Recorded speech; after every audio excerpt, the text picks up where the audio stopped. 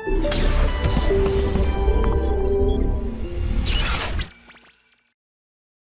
अब तक हमने जितनी थ्योरी पढ़ी है उस थ्योरी के बेस पर हम कुछ क्वेश्चंस ले रहे हैं, राइट। देखिए क्वेश्चंस लेना चालू करता हूँ मैं। मेरा पहला क्वेश्चन है जो जेई में आया हुआ है, पुराना क्वेश्चन है, ठीक है। उसमें क्वेश्चन क्या था? क्वेश्चन था कि कॉम्प्लेक्स नंबर, है ना, कॉम्प्लेक्स नंबर कौन कौन से, sine x plus iota cos 2x, sine x plus iota cos 2x तथा cos x minus iota sine 2x, ठीक है, एक दूसरे के संयुग्मी हैं, एक दूसरे के संयुग्मी हैं, एक दूसरे के संयुग्मी हैं। क्वेश्चन क्या है? क्वेश्चन है कि sine x plus iota cos 2x तथा cos x minus iota sine 2x एक दूसरे के संयुग्मी हैं, ठीक है। संयुग्मी है तब क्या बताना है? तब बताना है तब x क्या होगा, x बताना है। ऑप्शंस क्या है? पहला ऑप्शन है x बराबर एन पाई, एन पूर्णांक है, x बराबर 0। तीसरा ऑप्शन है मेरे पास x बराबर एन प्लस हाफ पाई, ध्यान रखना एन पूर्णांक है, ठीक है ना, n क्या है? पूर्णांक है। और जो चौथा ऑप्शन था इस क्वेश्चन का वो था no value of x, no value of x, ठीक। क्वेश्चन कहता है कि कॉम्प्लेक्स नंबर पहला वाला और दूसरा वाला एक दूसरे के संयुग्मी है, एक दूसरे के क्या है? संयुग्मी है, ठीक है। तो अगर एक दूसरे के संयुग्मी है इसका क्या मतलब है भाई? इसका संयुग्मी इसके बराबर होगा या इसका संयुग्मी उसके बराबर होगा। एक दूसरे के संयुग्मी होने का क्या मतलब होता है? तो इसका संयुग्मी निकाल के इसके बराबर कर दो या इसका संयुग्मी निकाल के उसके बराबर कर दो, राइट। तो स्टार्ट करते हैं, क्या करेंगे? वो ये कहता है ये एक दूसरे के संयुग्मी है, इसका मतलब sign x plus iota cos 2x का जो संयुग्मी आएगा वो किसके बराबर होगा? वो बराबर होगा इसके, वो बराबर होगा इसके, क्लियर। उसका जो संयुग्मी आएगा वो इसके बराबर होगा। अच्छा, इसका संयुग्मी क्या होगा भाई? इसका संयुग्मी निकालने के लिए क्या करेंगे? आयटा वाले का साइन चेंज कर दो, ये लीजिए, इसका संयुग्मी आ गया, बराबर आ गया cos x minus iota sine 2x, clear. हम पढ़ चुके हैं कि वास्तविक भाग वास्तविक भाग के बराबर होता है और काल्पनिक भाग काल्पनिक भाग के बराबर होता है, ठीक है। तो वास्तविक भाग को वास्तविक भाग के बराबर करिए और एंड, है ना, काल्पनिक भाग को काल्पनिक भाग के बराबर करिए। तो अपन क्या करते हैं? माइनस कॉस 2x को बराबर करेंगे माइनस साइन 2x के, भाई तभी तक वो दोनों बराबर होंगे। दोनों बराबर कब होते हैं भाई? दो कॉम्प्लेक्स नंबर बराबर होते हैं जब उनके वास्तविक भाग बराबर हो एंड उनके काल्पनिक भाग बराबर हो, तो एंड लगाए, ठीक है।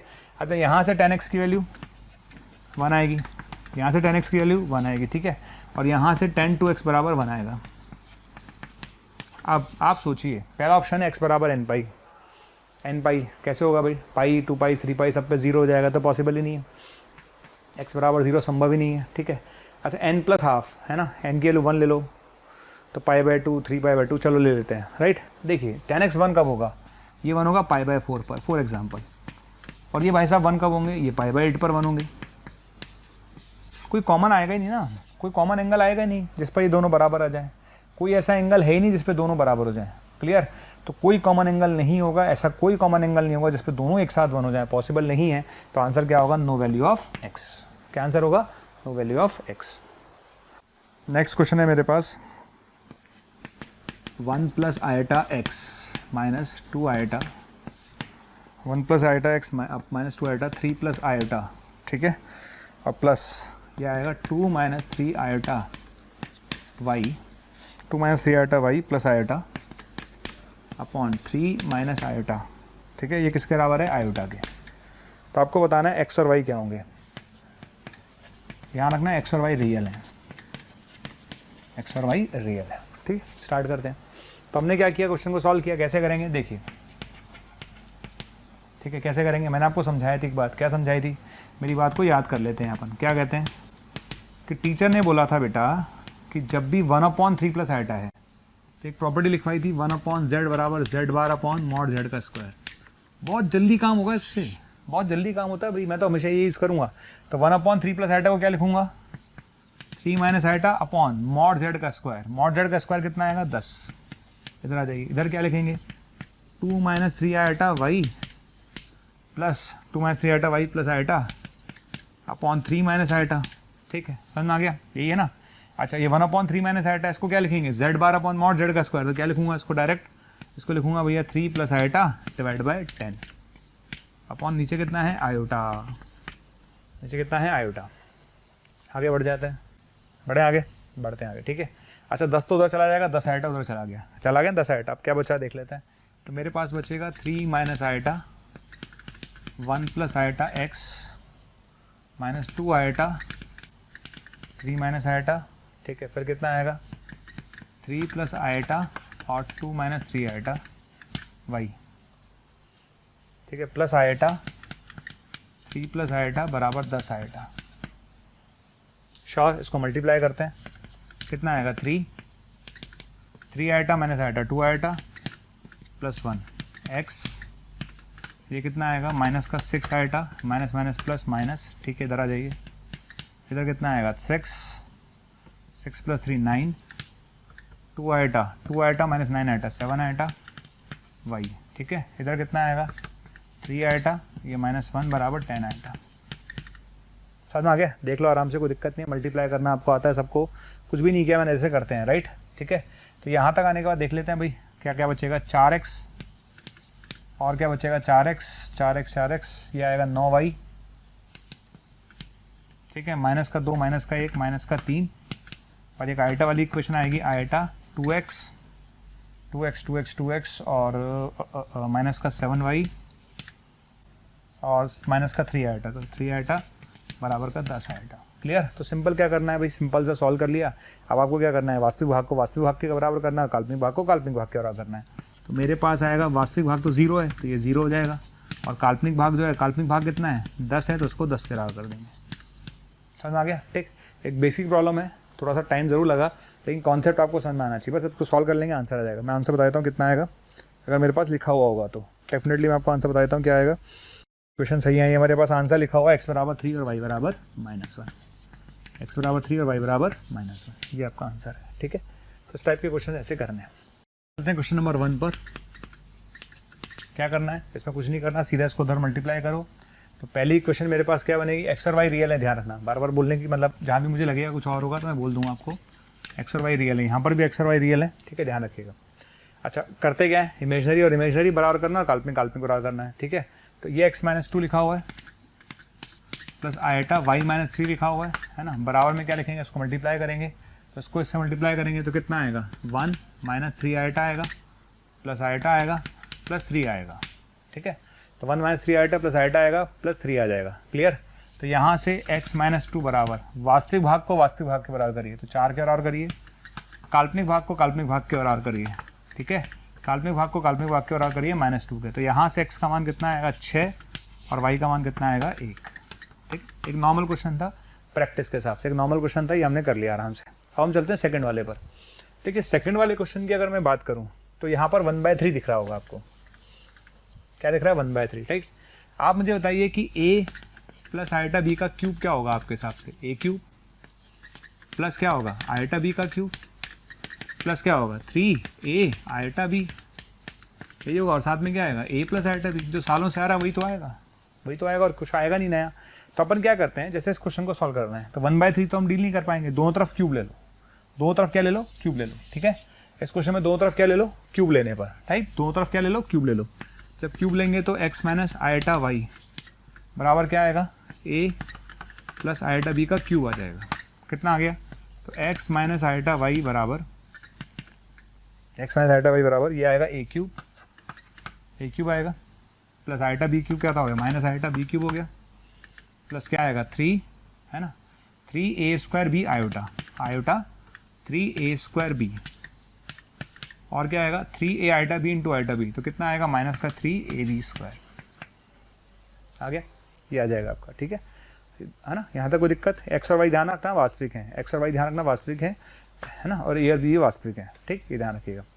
अब करना क्या है, हमें करना क्या है, वास्तविक भाग को वास्तविक भाग के बराबर करेंगे, वास्तविक भाग को वास्तविक भाग के बराबर करेंगे, ठीक है ना।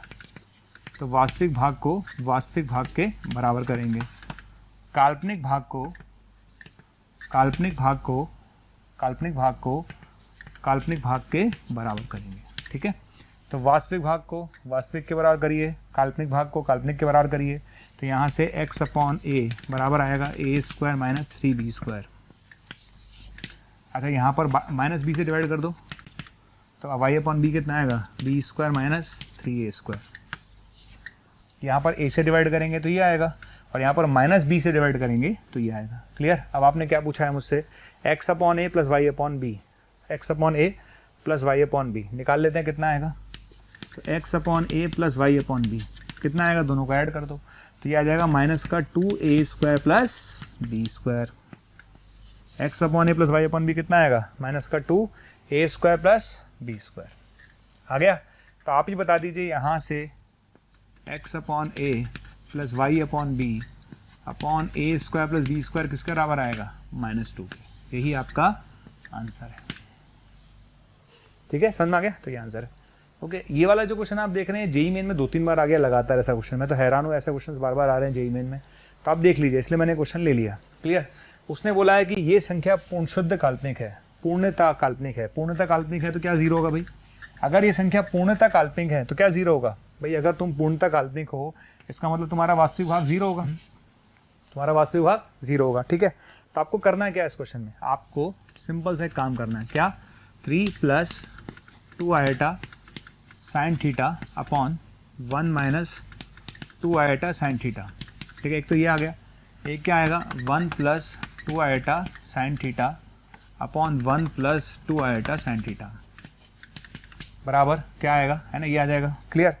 अच्छा, हम इसको डायरेक्ट लिख सकते थे मेरी उसी ट्रिक से, चाहे तो वो भी कर सकते हैं अपन, है ना। अब चलो कोई बात नहीं, लिख दिया। नहीं तो मैं इसको डायरेक्ट लिख सकता था, है ना। ठीक, यहाँ तक आ गए।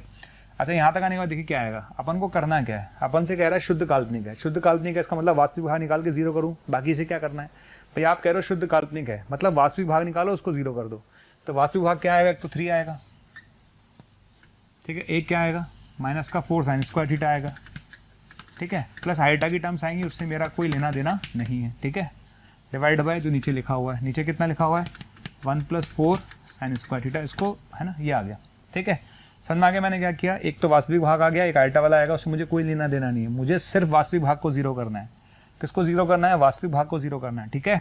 तो पूर्णतः काल्पनिक बोल रहे हो, शुद्ध काल्पनिक बोल रहे हो, तो वास्तविक भाग जीरो कर दीजिए। तो ये टर्म जीरो कर देंगे आप। क्या कर देंगे? इसको जीरो कर देंगे। तो ये चीज़ मैं जीरो कर रहा हूँ, नीचे वाले को लिखने का कोई मतलब नहीं है, वो जीरो में जाके खत्म हो जाएगा। तो sin² थीटा की वैल्यू आएगी 3/4। तो sin² थीटा बराबर आएगा sin π/3 का स्क्वायर, sin² π/3। तो sin² थीटा अगर sin² π/3 के बराबर है तो थीटा बराबर आएगा n π ± π/3। ये आपका आंसर है इस क्वेश्चन का। तो इस क्वेश्चन का आंसर होगा बी। अब आते हैं मापांक, है ना, मतलब इसको बोलते हैं अपन सम्मिश्र संख्या का मापांक, सम्मिश्र संख्या के मापांक के गुणधर्म, ठीक है। हेडिंग क्या है हमारी? सम्मिश्र संख्या के मापांक के गुणधर्म, सम्मिश्र संख्या के मापांक के गुणधर्म, ठीक। सम्मिश्र संख्या के मापांक के गुणधर्म यानी properties of modulus, properties of modulus, ठीक है। What we are talking about? We are talking about the properties of modulus, है ना, ठीक है, समझ में आ गया। सम्मिश्र संख्या के मापांक के गुणधर्म यानी उसके मैग्नीट्यूड यानी मॉड z की बात कर रहे हैं। अच्छा, मॉड z मैंने क्या समझाया था, मैं आपको दोबारा समझाता हूँ। जैसे मेरे पास एक कॉम्प्लेक्स नंबर है z बराबर a + आयटा b, इसको आपने प्लॉट किया, ठीक है। इसको मूल बिंदु से जब हम मिलाएंगे, जब इसको हम मूल बिंदु से मिलाएंगे, जब इसको हम मूल बिंदु से मिलाएंगे, ठीक है। तो जब हम मूल बिंदु से मिलाएंगे तो ये जो वेक्टर आपके सामने आ गया है, इसको कॉम्प्लेक्स नंबर बोलो, इसको एज ए वेक्टर बोलो, एक ही बात है। तो ये जो यहाँ से लेकर यहाँ तक की जो लेंथ है, इस स्थिति सदिश की जो लेंथ है, ये है क्या? स्थिति सदिश ही तो है, बेसिकली है क्या ये एक स्थिति सदिश है भाई। ये चीज़ क्या? स्थिति सदिश ही तो है। मूल बिंदु से ज्वाइन करते हैं वो स्थिति सदिश मिल जाता है। अगर किसी पॉइंट को अगर हम मूल बिंदु से ज्वाइन कर दें तो ये जो वेक्टर मिलता है इसे स्थिति सदिश कहते हैं। तो इसकी जो मैग्नीट्यूड, इसकी जो लंबाई है वही तो इसका मैग्नीट्यूड है। तो इसका मैग्नीट्यूड क्या है? तो इसका मैग्नीट्यूड हो गया, मैंने बताया था आपको, √a² + b²। क्लियर? तो √a² + b²। सबसे पहले दिमाग में रखें कि मॉड z किसको रिप्रेजेंट करता है? मॉड z उस कॉम्प्लेक्स नंबर को मूल बिंदु से ज्वाइन करने पर जो आपको लेंथ मिलती है उसको रिप्रेजेंट करता है। दैट उसकी जो लेंथ है उसको रिप्रेजेंट करता है मॉड z। अब इसकी प्रॉपर्टीज की अगर हम बात करें तो पहली प्रॉपर्टी ध्यान रखें, फर्स्ट प्रॉपर्टी, कि मॉड z हमेशा 0 या 0 से बड़ा होगा, कभी भी नेगेटिव नहीं हो सकता, कि उसकी वैल्यू या तो 0 आएगी, है ना। 0 कब आ सकती है? जब z ही 0 हो जाए, है ना, तब इसकी वैल्यू 0 आ सकती है। तो अगर z बराबर 0 एक कॉम्प्लेक्स नंबर है तो उसका मॉड z 0 आएगा, ठीक है, अदरवाइज 0 से बड़ा आएगा। दूसरी बात, ठीक है। मॉड Z1 Z2 बराबर होता है mod of Z1 into mod of Z2 के। ठीक, इसका डेरिवेशन मैं आपको बताऊंगा, लेकिन मैं जिसका डेरिवेशन थोड़े टाइम बाद बता पाऊंगा, और बताऊंगा ज़रूर। ठीक है, अभी नहीं बताऊंगा लेकिन थोड़ी देर बाद बताऊंगा। ठीक है, मॉड Z1 Z2 बराबर ये होता है। कैसे होगा मैं आपको समझा दूंगा। ठीक, इसको अगर हम जनरलाइज करें, ठीक है, तो क्या बन जाएगा, ये बन जाएगा mod Z1 mod Z2 and so on mod Z1। ये इसका जनरलाइज फॉर्म है। बढ़िया है ना, बढ़िया है ना, बहुत फ़ायदा है ना। कैसे, अरे यार सोचो, मान लो एक छोटा सा एग्जांपल लेता हूँ। मैंने लिखा 1 प्लस आइटा, मैंने लिखा 2 प्लस आइटा, मैंने लिखा 3 प्लस आइटा, मैंने आपसे पूछा मॉड Z निकालो। अब बच्चा तो पागल हो गया कि सर इसको मल्टीप्लाई करूँगा क्या, ज़रूरत नहीं है ना, इसका मॉड निकालना है तो कैसे निकालेंगे, तो मॉड Z बराबर होगा बेटा mod 1 plus iota, mod 2 plus iota और मॉड 3 प्लस आइटा। सिंपल, और कुछ नहीं करना। कितना आंसर आएगा, √2, कितना आंसर आएगा, √5, कितना आंसर आएगा, √10।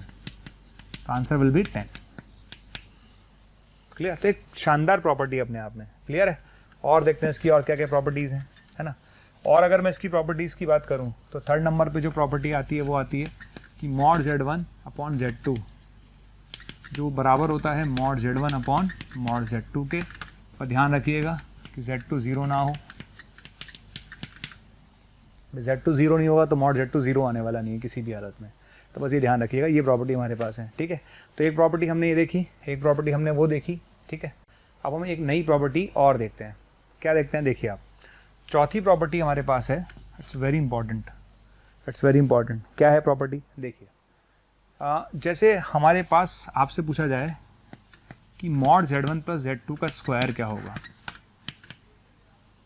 ठीक, मॉड, अच्छा एक चीज़ और मैं यहीं पे बता देता हूँ आपको, यहीं पे चीज़ लिंक कर लेते हैं। मॉड Z की पावर n का क्या मतलब है, मॉड Z की पावर n का क्या मतलब है, मॉड Z की पावर n को थोड़ा फील करो आप। इसका क्या मतलब है, इसका मतलब है Z इंटू Z कितनी बार, n बार। मॉड Z की पावर n का क्या मतलब है, Z इंटू Z कितनी बार, n बार। इसको क्या लिखूंगा मैं, मॉड Z कितनी बार, n बार। तो क्या मॉड Z की पावर n को लिख सकते हैं मॉड Z की होल पावर n, बिल्कुल लिख सकते हैं सर, 100% लिख सकते हैं। ठीक है, 100% लिख सकते हैं। समझ में आ गया, क्लियर। इस बात का ध्यान रखिएगा, इस तरह से अपन लिख सकते हैं। तो ये प्रॉपर्टी हो गई। अब आती है पांचवी प्रॉपर्टी। पांचवी प्रॉपर्टी बहुत इंपॉर्टेंट है इसकी। देखिए पांचवी प्रॉपर्टी है क्या, देखिए पांचवी प्रॉपर्टी की अगर मैं बात करूं, आपसे पूछा जाए, हम ये जानते हैं, हम क्या जानते हैं कि Z बार बराबर होता है मॉड Z का स्क्वायर। ये मैंने आपको लिखवाया था। तो अगर मैं आपसे पूछूं कि Z1 प्लस Z2 का स्क्वायर क्या होगा, सुनना और समझना, और बहुत ही इंपॉर्टेंट प्रॉपर्टी है, बहुत इंपॉर्टेंट। जो मैं बता रहा हूँ, जहाँ मैं बोलता हूँ इंपॉर्टेंट मतलब वो इंपॉर्टेंट है। जैसे मैंने पता है, मुझे पता है ये प्रॉपर्टी होती है, तो इसको मैंने क्या लिखा, इसको लिख सकता हूँ, इसको क्या लिख सकता हूँ, Z1 प्लस Z2, और क्या लिख सकता हूँ, Z1 प्लस Z2 का बार। कैसे, ये प्रॉपर्टी होती है। ठीक है, इसको क्या लिख सकते हैं, Z1 प्लस Z2, इसको क्या लिख सकते हैं, Z1 बार प्लस Z2 बार। करेक्ट है। आगे देखो, यहाँ तक आ गया। यहाँ तक आने के बाद आगे बढ़ते हैं। तो Z1 प्लस Z2 का स्क्वायर बिकम्स Z1 बार यानी मॉड Z1 का स्क्वायर, Z2 बार यानी मॉड Z2 का स्क्वायर, प्लस Z2 का बार प्लस Z1 का बार। श्योर है, ठीक है। अच्छा एक बात बताइए, है ना, सोच के जवाब देना। ये चीज़ तो चली रही है, इसमें तो कोई दिक्कत है ही नहीं, इसमें भी कोई दिक्कत है नहीं। ये जो एक्सप्रेशन है इसको सोचते हैं, थोड़ा सा सोच लेते हैं भाई, सोचने में क्या हो रही है।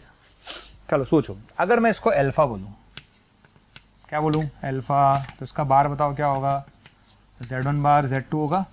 अरे होगा कि नहीं होगा, यही होगा भैया। अगर मैं इसका बार निकालूंगा तो पूरे पे बार लगाऊंगा तो Z1 बार आएगा और Z2 आएगा। तो अगर ये अल्फ़ा है तो ये अल्फ़ा बार है। अच्छा, अल्फ़ा प्लस अल्फ़ा बार क्या होता है, याद करो। अल्फ़ा प्लस अल्फ़ा बार क्या होता है, याद करो। Z प्लस Z बार क्या होता है, 2 times of real part of Z। Z plus Z bar क्या होता है, 2 times of real part of Z। तो अल्फ़ा प्लस अल्फ़ा बार क्या होगा भैया, 2 times of real part of alpha. अरे हाँ या ना, अरे हाँ या ना, अरे हाँ, ठीक है। अरे तुम अल्फ़ा थे, हाँ थे। तुम अल्फ़ा बार थे, तुम हाँ थे। दोनों का ऐड करूंगा तो क्या आएगा, अल्फ़ा प्लस अल्फ़ा बार क्या होता है भैया, 2 रियल पार्ट ऑफ अल्फ़ा। तो इस चीज़ को मैं क्या लिख सकता हूँ, क्या लिख सकता हूँ, 2 real part of alpha. Alpha कौन है भाई, Z1 Z2 का बार। क्लियर। तो भैया ये एक बहुत ताबड़तोड़ रिलेशन है, बहुत ताबड़तोड़, ठीक है, बहुत ताबड़तोड़ रिलेशन हमारे पास आ चुका है, बहुत ज़्यादा। क्लियर। अब बच्चे के मन में एक क्वेश्चन आएगा, क्योंकि बच्चा तो बच्चा है, उसके मन में क्वेश्चन आता ही है, सर ये बताइए कि अगर यहाँ माइनस होता तो क्या होता। मान लेते हैं यहाँ माइनस होता तो क्या होता भाई, अरे माइनस होता तो यहाँ माइनस होता, यहाँ माइनस होता तो यहाँ माइनस हो जाता, तुम प्लस, ठीक है, पहले यहाँ अगर प्लस तो यहाँ प्लस, यहाँ माइनस तो यहाँ माइनस, क्या दिक्कत आ रही है, कोई फर्क नहीं पड़ रहा हमारी सेहत पर, ये फॉर्मूला बन गया। ठीक, अब यहाँ से एक नया फॉर्मूला और ड्राइव करते हैं, तो हम चलते हैं 6 नंबर पे या 7 नंबर पे, जो भी आप देख लेना। ठीक, मैंने बताया था कि कॉम्प्लेक्स नंबर को हम वेक्टर की तरह ट्रीट कर सकते हैं, बिल्कुल लिखवाया मैंने, कॉम्प्लेक्स नंबर को किसकी तरह ट्रीट कर सकते हैं, वेक्टर की तरह। देखिए, तो ये कॉम्प्लेक्स नंबर, ये Z1 वेक्टर, ये Z2 वेक्टर, ठीक है, तो ये भी क्या हो गया, ये Z2 हो गया, ये कितना हो गया भैया, ये Z1 हो गया, इसको ऐड कर देते हैं, है ना, ट्राइंगल लॉ से इसको ऐड कर देते हैं, ट्राइंगल लॉ से, ये क्या है भाई, Z1 प्लस Z2, बोलो हाँ या ना, समझ में आ गया सबको, ठीक है। और ये क्या है हमारे पास, Z2 minus Z1, Z1 minus Z2, इसको देख लीजिए, this plus this equals to Z1 minus Z2, correct, ठीक है। तो ये चीज़ क्या है, Z1 प्लस Z2 है, ठीक है, और ये चीज़ क्या है, Z1 माइनस Z2 है, क्लियर। ये क्या है, एक समांतर चतुर्भुज है, समांतर चतुर्भुज के इस विकर्ण की लंबाई कितनी है, Z1 प्लस Z2 का मॉड, समांतर चतुर्भुज के इस विकर्ण की लंबाई कितनी है, Z1 माइनस Z2 का मॉड। मैं रिपीट कर रहा हूँ, मेरी बात को दोबारा सुनिएगा अच्छे से। हमने क्या बोला है, हमने बोला है कि इस समांतर चतुर्भुज के इस विकर्ण की लंबाई कितनी है, Z1 प्लस Z2, और इस विकर्ण की लंबाई कितनी है, Z1 माइनस Z2, क्लियर। तो अगर आपसे पूछा जाए समांतर चतुर्भुज के विकर्णों की लंबाइयों का योग, समांतर चतुर्भुज के विकर्णों की लंबाइयों का योग निकाल लेते हैं, कितना आएगा, क्या आएगा भाई, Z1 प्लस Z2 का स्क्वायर मॉड में, क्योंकि लेंथ है, और मॉड Z1 माइनस Z2 का स्क्वायर क्योंकि लेंथ है। डियर स्टूडेंट, हज़ारों स्टूडेंट्स डेली हमारा वीडियो देख रहे हैं, उसे पसंद कर रहे हैं, लाइक कर रहे हैं। अगर आप भी चाहते हैं कि आपको और वीडियो देखने को मिलें, तो आपको सिर्फ इतना करना है, डिस्क्रिप्शन में जो लिंक दे रखा है उस लिंक पर क्लिक करना है और आप वहां पर जाकर अपना एनरोलमेंट सुनिश्चित कर सकते हैं। अगर आप चाहते हैं कि अगर आपके डाउट्स भी सॉल्व हो, आपको कोर्स भी अवेलेबल हो, स्टडी मटेरियल भी अवेलेबल हो, तो आपको सिंपली आपको करना क्या है, आपको हमारा प्रीमियम कोर्स लेना है। जैसे ही आप हमारा प्रीमियम कोर्स लेंगे, उसके अंदर आपको डाउट सॉल्विंग मिलेगा, आपको स्टडी मटेरियल मिलेगा, आपको टीचर्स के वीडियो लेक्चर्स मिलेंगे, यानी आपको हर चीज़ अवेलेबल होगी जो कॉम्पिटिटिव एग्जाम की तैयारी के लिए इंपॉर्टेंट है। तो आप लोगों से मेरी रिक्वेस्ट है कि आप इसे ज़रूर लें। निकाल लेते हैं, ठीक है। फॉर्मूला आपके सामने ऊपर लिखा हुआ है, फॉर्मूला आपके सामने लिखा हुआ तो फॉर्मूला लगा देते हैं।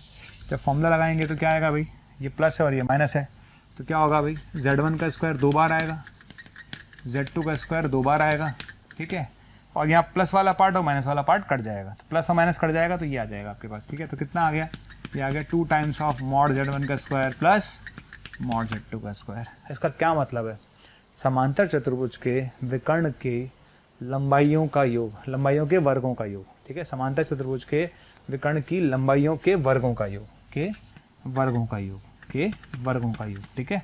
समांतर चतुर्भुज के विकर्णों की लंबाइयों के वर्गों का योग किसके बराबर होता है, उनकी भुजाओं के वर्गों के योग का दुगना होता है, उनकी भुजाओं के वर्गों के योग का दुगना होता है, ठीक है। समांतर चतुर्भुज के विकर्णों की लंबाइयों के वर्गों का योग, समांतर चतुर्भुज के विकर्णों की लंबाइयों के वर्गों का योग उस समांतर चतुर्भुज की भुजाओं के लंबाइयों के वर्गों के योग का दुगना होता है, ठीक है। ये प्रॉपर्टी याद रखिएगा, इट्स वेरी इंपॉर्टेंट, आपको समझ में आ गया होगा, काम आएगी जब हम पैरेललोग्राम के बारे में बात करेंगे, ठीक है।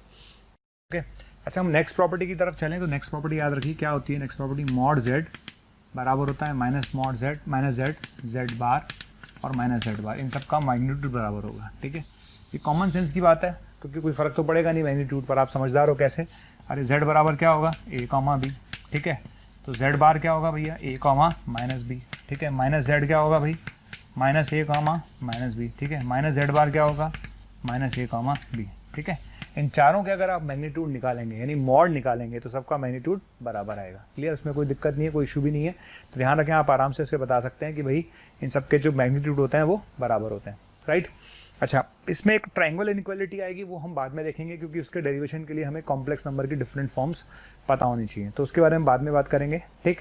तो ये चीज़ आपको समझ में आनी चाहिए, राइट। अच्छा, अब हम कुछ क्वेश्चंस की तरफ मूव करते हैं, कुछ छोटे छोटे क्वेश्चंस इस पर हम देख लेते हैं। तो आइए हम कुछ छोटे छोटे क्वेश्चंस इस पर देखें। राइट, स्टार्ट करते हैं, आगे बढ़ते हैं। हम चलते हैं पहले क्वेश्चन पर, क्वेश्चन नंबर 1 पर आ जाइए। ठीक है, क्वेश्चन नंबर 1 में क्या पूछा है? क्वेश्चन नंबर 1 में उसका पूछा है इसका मॉड क्या होगा, है ना। मॉड क्या होगा? तो मॉड आपको पता ही क्या होता है, रियल पार्ट का स्क्वायर प्लस काल्पनिक भाग का स्क्वायर, है ना। तो इसका मॉड क्या हो जाएगा, हम लिख लेते हैं इसका मॉड। इसका मॉड होगा बेटा रियल पार्ट का स्क्वायर, रियल पार्ट का स्क्वायर प्लस काल्पनिक भाग का स्क्वायर। ठीक है, बहुत छोटी छोटी प्रॉब्लम्स करा रहा हूँ, जरूरी भी है करना भाई। अगर मैं आपको सीधे टफ क्वेश्चंस पे ले जाऊंगा तो आपको दिक्कत आ जाएगी। हम सब देखेंगे, सब आपको जो जेई मेंस में जरूरत है, जो एडवांस में जरूरत है, हम सब देखेंगे, चिंता करने की कोई जरूरत नहीं है। ठीक है, तो ये आ जाएगा रियल पार्ट का स्क्वायर प्लस काल्पनिक भाग का स्क्वायर, है ना, यही आएगा। तो इसका स्क्वायर ओपन करेंगे तो 1 प्लस 2 कॉस 2 थीटा। ठीक है, ये आ जाएगा। तो 2 कॉमन ले लेते हैं, क्या आएगा 1 प्लस कॉस 2 थीटा आ जाएगा। आ गया? अच्छा, 1 प्लस कॉस 2 थीटा क्या होता है? 2 sine square theta. 1 plus cos 2 theta क्या होता है? 1 प्लस कॉस थीटा होता है 2 कॉस स्क्वायर थीटा। क्या होता है? 2 कॉस स्क्वायर थीटा। अच्छा, बाहर आएगा तो आएगा 2 और मॉड कॉस थीटा आएगा। बाहर आएगा तो क्या आएगा? 2 मॉड कॉस थीटा आ जाएगा। ठीक है, बाहर आएगा तो क्या आएगा? 2 मॉड कॉस थीटा आ जाएगा। अब थीटा कहाँ से कहाँ तक है भाई? थीटा तो π/2 से पाई है। अरे थीटा अगर π/2 से पाई है, अगर थीटा π/2 से पाई है तो कौन सा क्वाड्रेंट है भाई? सेकंड क्वाड्रेंट है। सेकंड क्वाड्रेंट में कॉस थीटा कैसा होता है? सेकंड क्वाड्रेंट में कॉस थीटा नेगेटिव होता है। थीटा अगर π/2 से पाई है तो कॉस थीटा नेगेटिव है। कॉस थीटा अगर नेगेटिव है तो सेकंड कॉस थीटा नेगेटिव है तो मॉड किसके साथ खुलेगा? माइनस के साथ। किसके साथ? माइनस के साथ। तो आंसर होगा -2 कॉस थीटा। आंसर क्या होगा? -2 कॉस थीटा। ध्यान रखना, हर क्वेश्चन पहले आपको ट्राई करना है, हर क्वेश्चन पहले आपको ट्राई करना है। ठीक है, हर क्वेश्चन पहले आपको ट्राई करना है। अब हम चलते हैं सेकंड क्वेश्चन पर। आइए सेकंड पर चलते हैं। सेकंड क्वेश्चन की अगर बात करें, ढंग से समझना सेकंड क्वेश्चन क्या है। ओके, देखो सेकंड क्वेश्चन को समझने के लिए सबसे पहली बात आपको समझना है मॉड z कितना है? 1 है। इसको देखते ही पहला ख्याल क्या आएगा? हमेशा ध्यान रखो, मॉड z को 1 देखते ही आपके मन में पहला ख्याल क्या आना चाहिए? सर ने बोला था z बार 1 हो जाएगा। ध्यान रखो, z बार बराबर मॉड z का स्क्वायर, तो z बार क्या हो जाएगा? z बार 1/z आ जाएगा। ठीक है, ये चीज़ दिमाग में सेट कर लो भैया सारे लोग, ये सारे लोग सेट कर लो। कैसे ऐड कर लो कि मॉड z 1 है तो सर ने क्या बोला था? z बार 1 होगा, z बार बराबर 1/z होगा। ठीक है, अब देखना क्या होगा भाई? तो 1 प्लस, तुम कौन हो भैया? तुम z हो, तो 1 प्लस z हो। तुम कौन हो भैया? 1 प्लस z बार हो। अरे तुम तो z हो, तुम z बार हो, करेक्ट है। अब क्या करेंगे? अब हमने करा 1 प्लस z अपॉन z बार। z बार किसके बराबर है? 1/z के बराबर है। ठीक है, तो z ऊपर चला गया, ये 1 प्लस z है, नीचे भी 1 प्लस z है। कितना आंसर आएगा? z is the answer. Clear? z is the answer. तो आंसर है z जो है, इसका आंसर आएगा z। क्या आंसर आएगा? z आंसर आएगा। तो इस तरह से अपन क्वेश्चन कर सकते हैं। तो बढ़िया क्वेश्चन था। ठीक है, अब आप ट्राई करिए थर्ड क्वेश्चन को। किसको ट्राई करिए? थर्ड क्वेश्चन को। थर्ड क्वेश्चन और शानदार है। इसके जैसे क्वेश्चन लूंगा मैं भी, तो बहुत सारे क्वेश्चन ले आने हैं मुझे, इसके जैसे बहुत सारे क्वेश्चन आपको कराने हैं। प्रैक्टिस तो कराऊंगा, लेकिन एक साथ अभी दे दूंगा तो सारे आप क्लिक करते जाओगे। बीच बीच में देता रहूंगा, बीच बीच में दूंगा तो एकदम से झटका लगेगा, अरे ये क्या आ गया। ठीक है, चलो थर्ड वाले पे आ जाइए। ठीक, थर्ड वाले को देखिए। सबसे पहला ख्याल वापस सेम ख्याल, मॉड z1 1 है, सारे 1 है। मॉड z1 अगर 1 है तो z1 z बार भी 1 होगा। तो z1 बार बराबर क्या होगा? 1/z1 यानी z1 का इन्वर्स। ये देखते ही तुरंत ख्याल आए, तुरंत आना चाहिए। मेरे को तो हमेशा ख्याल आता है कॉम्प्लेक्स नंबर में, जो पहला ख्याल यही आता है कॉम्प्लेक्स नंबर में, देखते ही तुरंत मेरे दिमाग में क्लिक कर जाता है कि सर ने क्या बोला था। राइट है, तो ये आ जाएगा z1 बार बराबर 1/z1 यानी z1 का इन्वर्स। अब सुनते हैं ना भाई क्वेश्चन, अब बहुत आसान हो गया। जिंदगी बहुत खूबसूरत है, कैसे अभी देखते जाओ। ये चल ही रहा है, ठीक है सर। अच्छा, z1 इन्वर्स किसके बराबर है? z1 बार के। ये किसके बराबर है? z2 बार के। ये किसके बराबर है? zn बार के। श्योर है? बिल्कुल ठीक है सर। तो ये z1 बार के बराबर है, z2 बार के बराबर है, एंड सो ऑन zn बार के बराबर है। क्लियर? आगे बढ़ते हैं भाई। प्रॉपर्टी ये कहती है, प्रॉपर्टी क्या कहती है भाई? प्रॉपर्टी कहती है कि भाई ये तो चल ही रहा है आपके पास खूबसूरत, इसको अलग कर लो, अपॉन इसको अलग कर लेते हैं। ये z1 सब पे अलग अलग बार है तो इसमें पूरे पे बार लिख सकते हैं, बिल्कुल लिख सकते हैं। सब पे बार है तो अलग अलग, इसको पूरे पे बार लिख सकते हैं, बिल्कुल लिख सकते हैं। लिख लिया? आगे बढ़ते हैं। यहाँ तक आने के बाद हम ये भी जानते हैं कि मॉड z और मॉड z बार बराबर होते हैं। हमने पढ़ा है भाई, मॉड z और मॉड z बार बराबर होते हैं। तो ये चीज़ और ये चीज़ बराबर है, कट गया। कितना आंसर आएगा? 1। कितना आंसर आएगा? 1। समझ में आ गया? कितना आंसर आएगा? 1। ठीक है, ऐसे बहुत सारे क्वेश्चन मैं फिर लूँगा, लेकिन लेता रहूँगा बीच बीच में, जब लूँगा तो आपको सोचना है बार बार, तो वो 1 वाला फंडा आप ध्यान रखिएगा। चलिए नेक्स्ट क्वेश्चन पर आइए, नेक्स्ट क्वेश्चन पे चलते हैं भाई। तो नेक्स्ट क्वेश्चन पर आ जाइए। नेक्स्ट क्वेश्चन सिंपल सा क्वेश्चन है, एक बेसिक प्रॉब्लम है। क्या है कि आपने मुझसे इस क्वेश्चन में पूछा, क्या पूछा कि इस समीकरण के मूल Z1 Z2 है, तो ये बताइए कि मॉड Z1 बाय Z2 क्या होगा। ये क्वेश्चन आपने पूछा। तो सबसे पहले मैंने क्या सोचा, आपने बोला इस समीकरण के मूल Z1 Z2 हैं, ठीक है, तो आपको बताना है इसकी वैल्यू क्या होगी। 4 ऑप्शन आपको दे देते हैं, ठीक। तो जब भी ऐसा क्वेश्चन आए कि इस समीकरण के मूल Z1 Z2 हैं, ठीक है, अब Z1 Z2 के बारे में उसने कोई कमेंट नहीं किया, काल्पनिक भी हो सकते हैं, वास्तविक भी हो सकते हैं, कुछ भी हो सकता है, कुछ कमेंट ही नहीं किया उसने। तो आपसे पूछा इसकी वैल्यू क्या होगी, तो सबसे पहले इसका डी चेक करो। क्या चेक करो, डी। तो आपने इसका डी चेक किया, जैसे ही आपने डी चेक किया तो क्या आएगा, a² माइनस 4a²। क्या आ रहा है, डी नेगेटिव आ रहा है। अरे डी नेगेटिव आने का मतलब क्या है, डी नेगेटिव आने का मतलब है कि समीकरण के मूल काल्पनिक है, ठीक है। और ये भी ध्यान रखिए, मूल काल्पनिक होने के साथ ध्यान रखिए, अगर एक मूल अल्फा प्लस आइटा बीटा है तो दूसरा मूल अल्फा माइनस आइटा बीटा होगा। अरे ऑब्वियस सी बात है भाई, अगर इस समीकरण का ए वास्तविक है और इसका डी नेगेटिव आ रहा है, इसका मतलब इसके मूल काल्पनिक है। इसके मूल काल्पनिक है तो एक मूल अगर अल्फा प्लस आइटा बीटा तो दूसरा मूल क्या होगा, अल्फा माइनस आइटा बीटा। तो अगर मैं इसको Z1 बोल दूं और अगर मैं इसको Z2 बोल दूं, तो आप ही बता दीजिए कि मॉड Z1 बाय Z2 बराबर क्या होगा, mod Z1 upon mod Z2। कितना आंसर आएगा, 1, क्योंकि इन दोनों का मॉड तो बराबर है, तो आंसर इज 1। कितना आंसर आएगा, 1 आएगा इसका, ठीक है। और क्वेश्चन देखते हैं छोटे छोटे से, हम चलते हैं तीनों चारों क्वेश्चंस पे। देखिए क्वेश्चंस आपके सामने बता देता हूँ क्या लिखा हुआ है। क्वेश्चन लिखा हुआ है Z बराबर 2, ये सब लिखा हुआ है आपके सामने, ठीक है। उसने पूछा कि Z कैसा है, प्योरली रियल है। प्योरली रियल का मतलब विशुद्ध वास्तविक, विशुद्ध काल्पनिक, या फिर कोई कॉम्प्लेक्स नंबर आएगा a प्लस आइटा b की फॉर्म में, या नन ऑफ दीज। 4 ऑप्शन है, ठीक। एक्सरसाइज 3 का क्वेश्चन था, ऐसा ही एक एक्सरसाइज 3 में भी हमारे पास क्वेश्चन है सारणिक के अंदर, डिटर्मिनेंट्स में हम पढ़ाते हैं। तो इस क्वेश्चन को देखते बच्चे को समझ में आता है करें क्या। अब कुछ नहीं, एक सिंपल सी बात सोचो, सारणिक की प्रॉपर्टी क्या होती है, सारणिक में रो को कॉलम से और कॉलम को रो से बदलने पे कोई फर्क नहीं पड़ता, ये हम सब जानते हैं। सारणिक में अगर हम स्तंभ को पंक्ति से या पंक्ति को स्तंभ से बदलें तो कोई फर्क नहीं पड़ता। तो अगर क्वेश्चन नंबर 1 में मैं बात करूं, इसका Z बार निकालूं, क्या निकालूं, Z बार।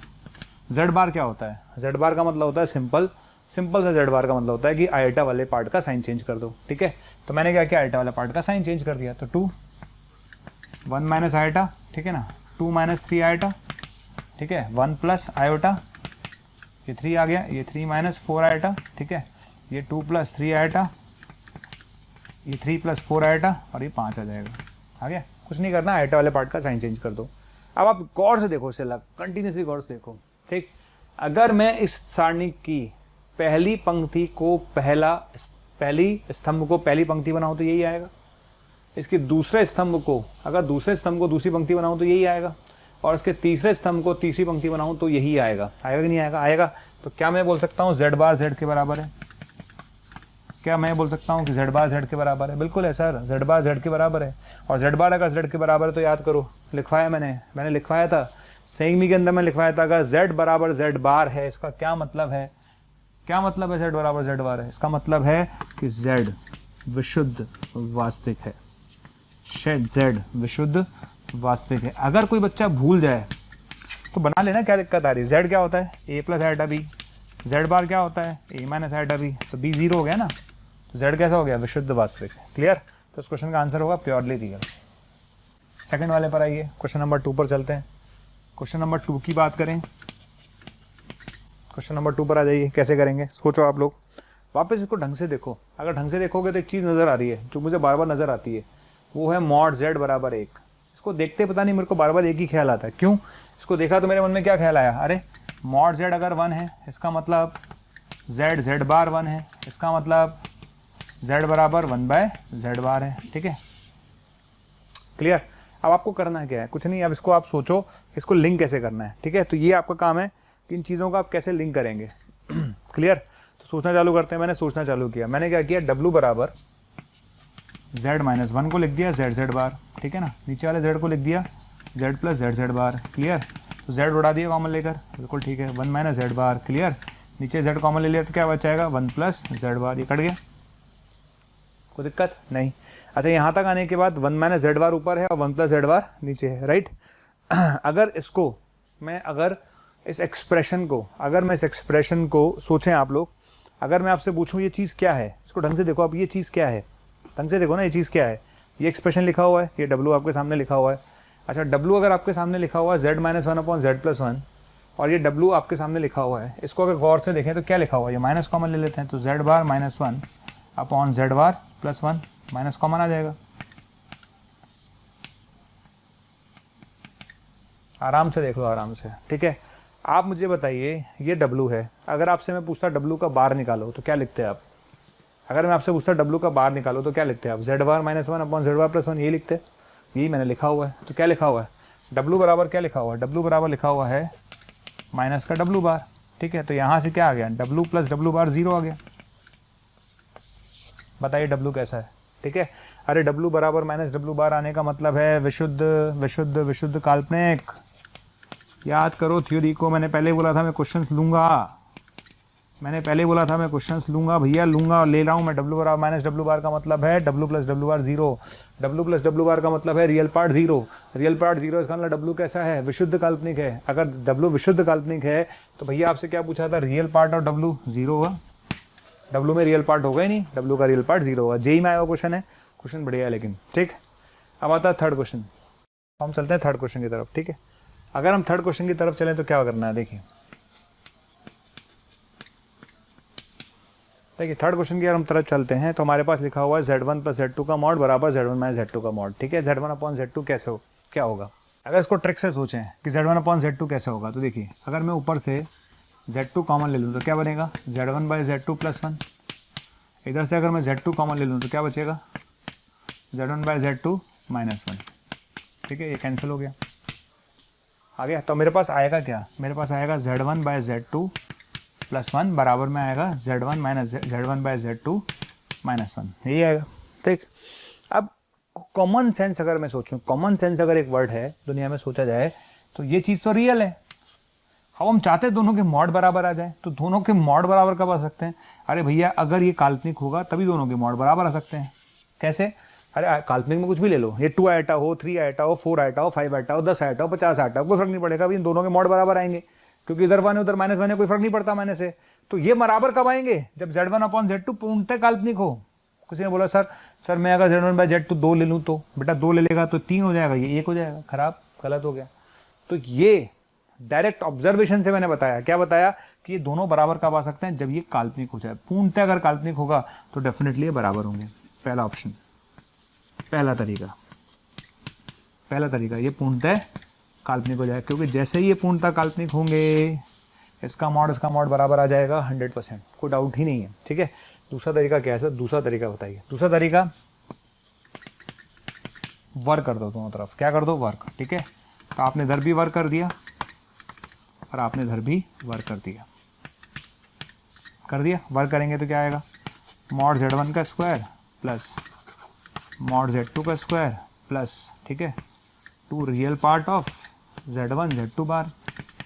अच्छा, इधर कितना आएगा? मॉड Z1 का स्क्वायर प्लस मॉड Z2 का square minus 2 real part of Z1 Z2 का बार, ठीक है। ये खच्चू हो गया, ठीक है। तो इसको उधर ले जाना, तो यहाँ से आएगा real part of Z1 Z2 बार बराबर 0। क्या आएगा ये आएगा real part of Z1 Z2 बार बराबर 0। आ गया? तो अपने पास क्या आ गया? Real part of Z1 Z2 बार बराबर 0 आ गया। इसका क्या मतलब है भाई? Real part of Z1 Z2 बार बराबर 0 होने का मतलब है, समझना आप अच्छे से, मैं समझा रहा हूँ आपको कैसे। देखिए अगर Z1 में A + आइटा B ले लूँ और Z2 में C + आइटा D ले लूँ, तो Z1 Z2 बार क्या होगा? Z1 Z2 बार होगा भैया A + आइटा B और ये आएगा C - आइटा D। क्लियर यही होगा। तो इसका रियल पार्ट 0 है, तो AC + BD 0 है, ऐसा उसने बोला है। रियल पार्ट ऑफ दिस, ठीक है, तो रियल पार्ट ऑफ दिस है ना, ये 0 है, ये दे रखा उसने। ये अपने पास आ गया, क्या आ गया कि real part of Z1 Z2 बार 0 है, तो यानी AC + BD 0 है। ओके, अब निकालना क्या है? Z1/Z2। क्या निकालना है? Z1/Z2। तो Z1/Z2 क्या आएगा? A + iota B divide by C + iota D। इसकी ट्रिक मैंने बताई थी, A + आइटा B तो है ही, और 1/, की ट्रिक मैंने बताई थी, C - आइटा D अपॉन नीचे कितना आएगा? C² + D²। यही आएगा। जब आप मल्टीप्लाई करेंगे तो एक तो A C plus B D आएगा, प्लस आयोटा करके कोई टर्म आएगी, ठीक है, और नीचे कितना आएगा, सी स्क्वायर प्लस डी स्क्वायर आएगा। आ गया। अब तुम सोचो, क्या सोचो भैया, तुम ये सोच लो कि A C plus B D क्या है, ज़ीरो है। A C plus B D क्या है, ज़ीरो है, ठीक है। तो A C plus B D zero है, तो ये पूरा पार्ट क्या हो गया, ज़ीरो हो गया, ये वाला पार्ट, इधर वाला पार्ट, ठीक है ना, ज़ीरो हो जाएगा। क्लियर। तो बचेगा क्या, आयोटा वाला पार्ट ही तो बचेगा, प्योर काल्पनिक ही तो बचेगा। तो अपन डायरेक्टली बोल, मतलब जो काम अपन ने इतना लंबा किया वो अपन ने पहले ही कर लिया था, अपन डायरेक्ट यहाँ से बोल सकते हैं कि ये चीज़ तो ज़ीरो है, तो प्योर काल्पनिक आएगा। तो आंसर क्या आएगा, विशुद्ध काल्पनिक। अब एक छोटा सा नोट डाल लेते हैं ना, एक छोटा सा नोट डाल लेते हैं यहीं पर ही, है ना। क्वेश्चन अभी करेंगे अपन, लेकिन नोट डाल लेते हैं। भैया नोट क्या है, नोट यह है कि हमारे पास जो एक कॉम्प्लेक्स नंबर था, है ना, z बराबर ए प्लस आइटा बी, वापस में घूम कर आता हूँ z बराबर ए प्लस आइटा बी पर, है ना। इसके बारे में हमने इसको बोला हम इसको ए कॉमा बी की फॉर्म में लिख सकते हैं, बिल्कुल बोला हमने, ठीक है, सही बोला। हमने इसको बोला कि हम ए कॉमा बी की इसको ए कॉमा बी लिख सकते हैं। इसको मैंने बताया, मैंने आपको बताया कि बेसिकली क्या होता था, मैंने ये बताया आपको बेटा कि ये ए कॉमा बी है ना, ठीक है। तो इसको हम एज ए पॉइंट रिप्रेजेंट कर सकते हैं, बिल्कुल ठीक है। इसको हम एज ए वेक्टर रिप्रेजेंट कर सकते हैं, बिल्कुल ठीक है, ठीक है, समझ आ गया। तो इसको एज ए पॉइंट भी रिप्रेजेंट कर सकते हैं, इसको एज ए वेक्टर भी रिप्रेजेंट कर सकते हैं, लेकिन ये बात हम लिख लेते हैं, ठीक है। तो पहला पॉइंट लिखिए आप लोग, फर्स्ट पॉइंट लिखिए, फर्स्ट पॉइंट लिखिए सारे बच्चे, फर्स्ट पॉइंट, ठीक है। फर्स्ट पॉइंट क्या है, मतलब ऐसे लिखिए, किसी भी सम्मिश्र संख्या को हम, किसी भी सम्मिश्र संख्या को हम, पहला पॉइंट, किसी भी सम्मिश्र संख्या को हम, पहला पॉइंट, एक अलजेब्रिक नंबर, एक अलजेब्रिक नंबर बीजीय संख्या, किसी भी सम्मिश्र संख्या को हम, पहला लिखिए, एक बीजीय संख्या, एक बीजीय संख्या जो योग गुणनफल, एक जो योग गुणनफल भागफल आदि को फॉलो करती है, जो योग गुणनफल भागफल आदि को फॉलो करती है के रूप में ट्रीट कर सकते हैं, के रूप में ट्रीट कर सकते हैं, ठीक है। सम्मिश्र संख्या को हम एक बीजीय संख्या जो योग गुणनफल तथा भागफल को फॉलो करती है के रूप में ट्रीट कर सकते हैं, कर सकते हैं। या करके लिखिए, या लिख लीजिए, दूसरा पॉइंट लिख लीजिए, या दूसरा पॉइंट लिखिए। देख, सम्मिश्र संख्या को 2D प्लेन में, 2D प्लेन समझते हैं ना, XY प्लेन, 2D प्लेन में एक बिंदु के रूप में ट्रीट कर सकते हैं। सम्मिश्र संख्या को 2D प्लेन में एक बिंदु के रूप में ट्रीट कर सकते हैं, एक बिंदु के रूप में ट्रीट कर सकते हैं, जिस पर दूरी सूत्र कॉमा विभाजन सूत्र इत्यादि लगेंगे, जिस पर दूरी सूत्र कॉमा विभाजन सूत्र इत्यादि लगेंगे, ठीक है। पहला उसको आप ऐसे पॉइंट की तरह ट्रीट कर सकते हो, उसको एक अलजेब्रिक नंबर की तरह ट्रीट कर सकते हो। और लिखिए तीसरा पॉइंट, और तीसरा पॉइंट और लिखिए, थर्ड पॉइंट, सम्मिश्र संख्या को एक सदिश,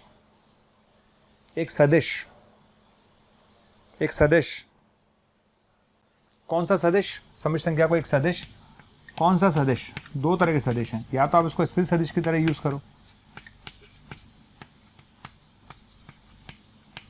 या इसको आप फ्री वेक्टर की तरह यूज करो। फ्री वेक्टर ना, फ्री को हिंदी में क्या बोलते हैं, फ्री मतलब फ्री होता है यार, फ्री, ठीक है ना।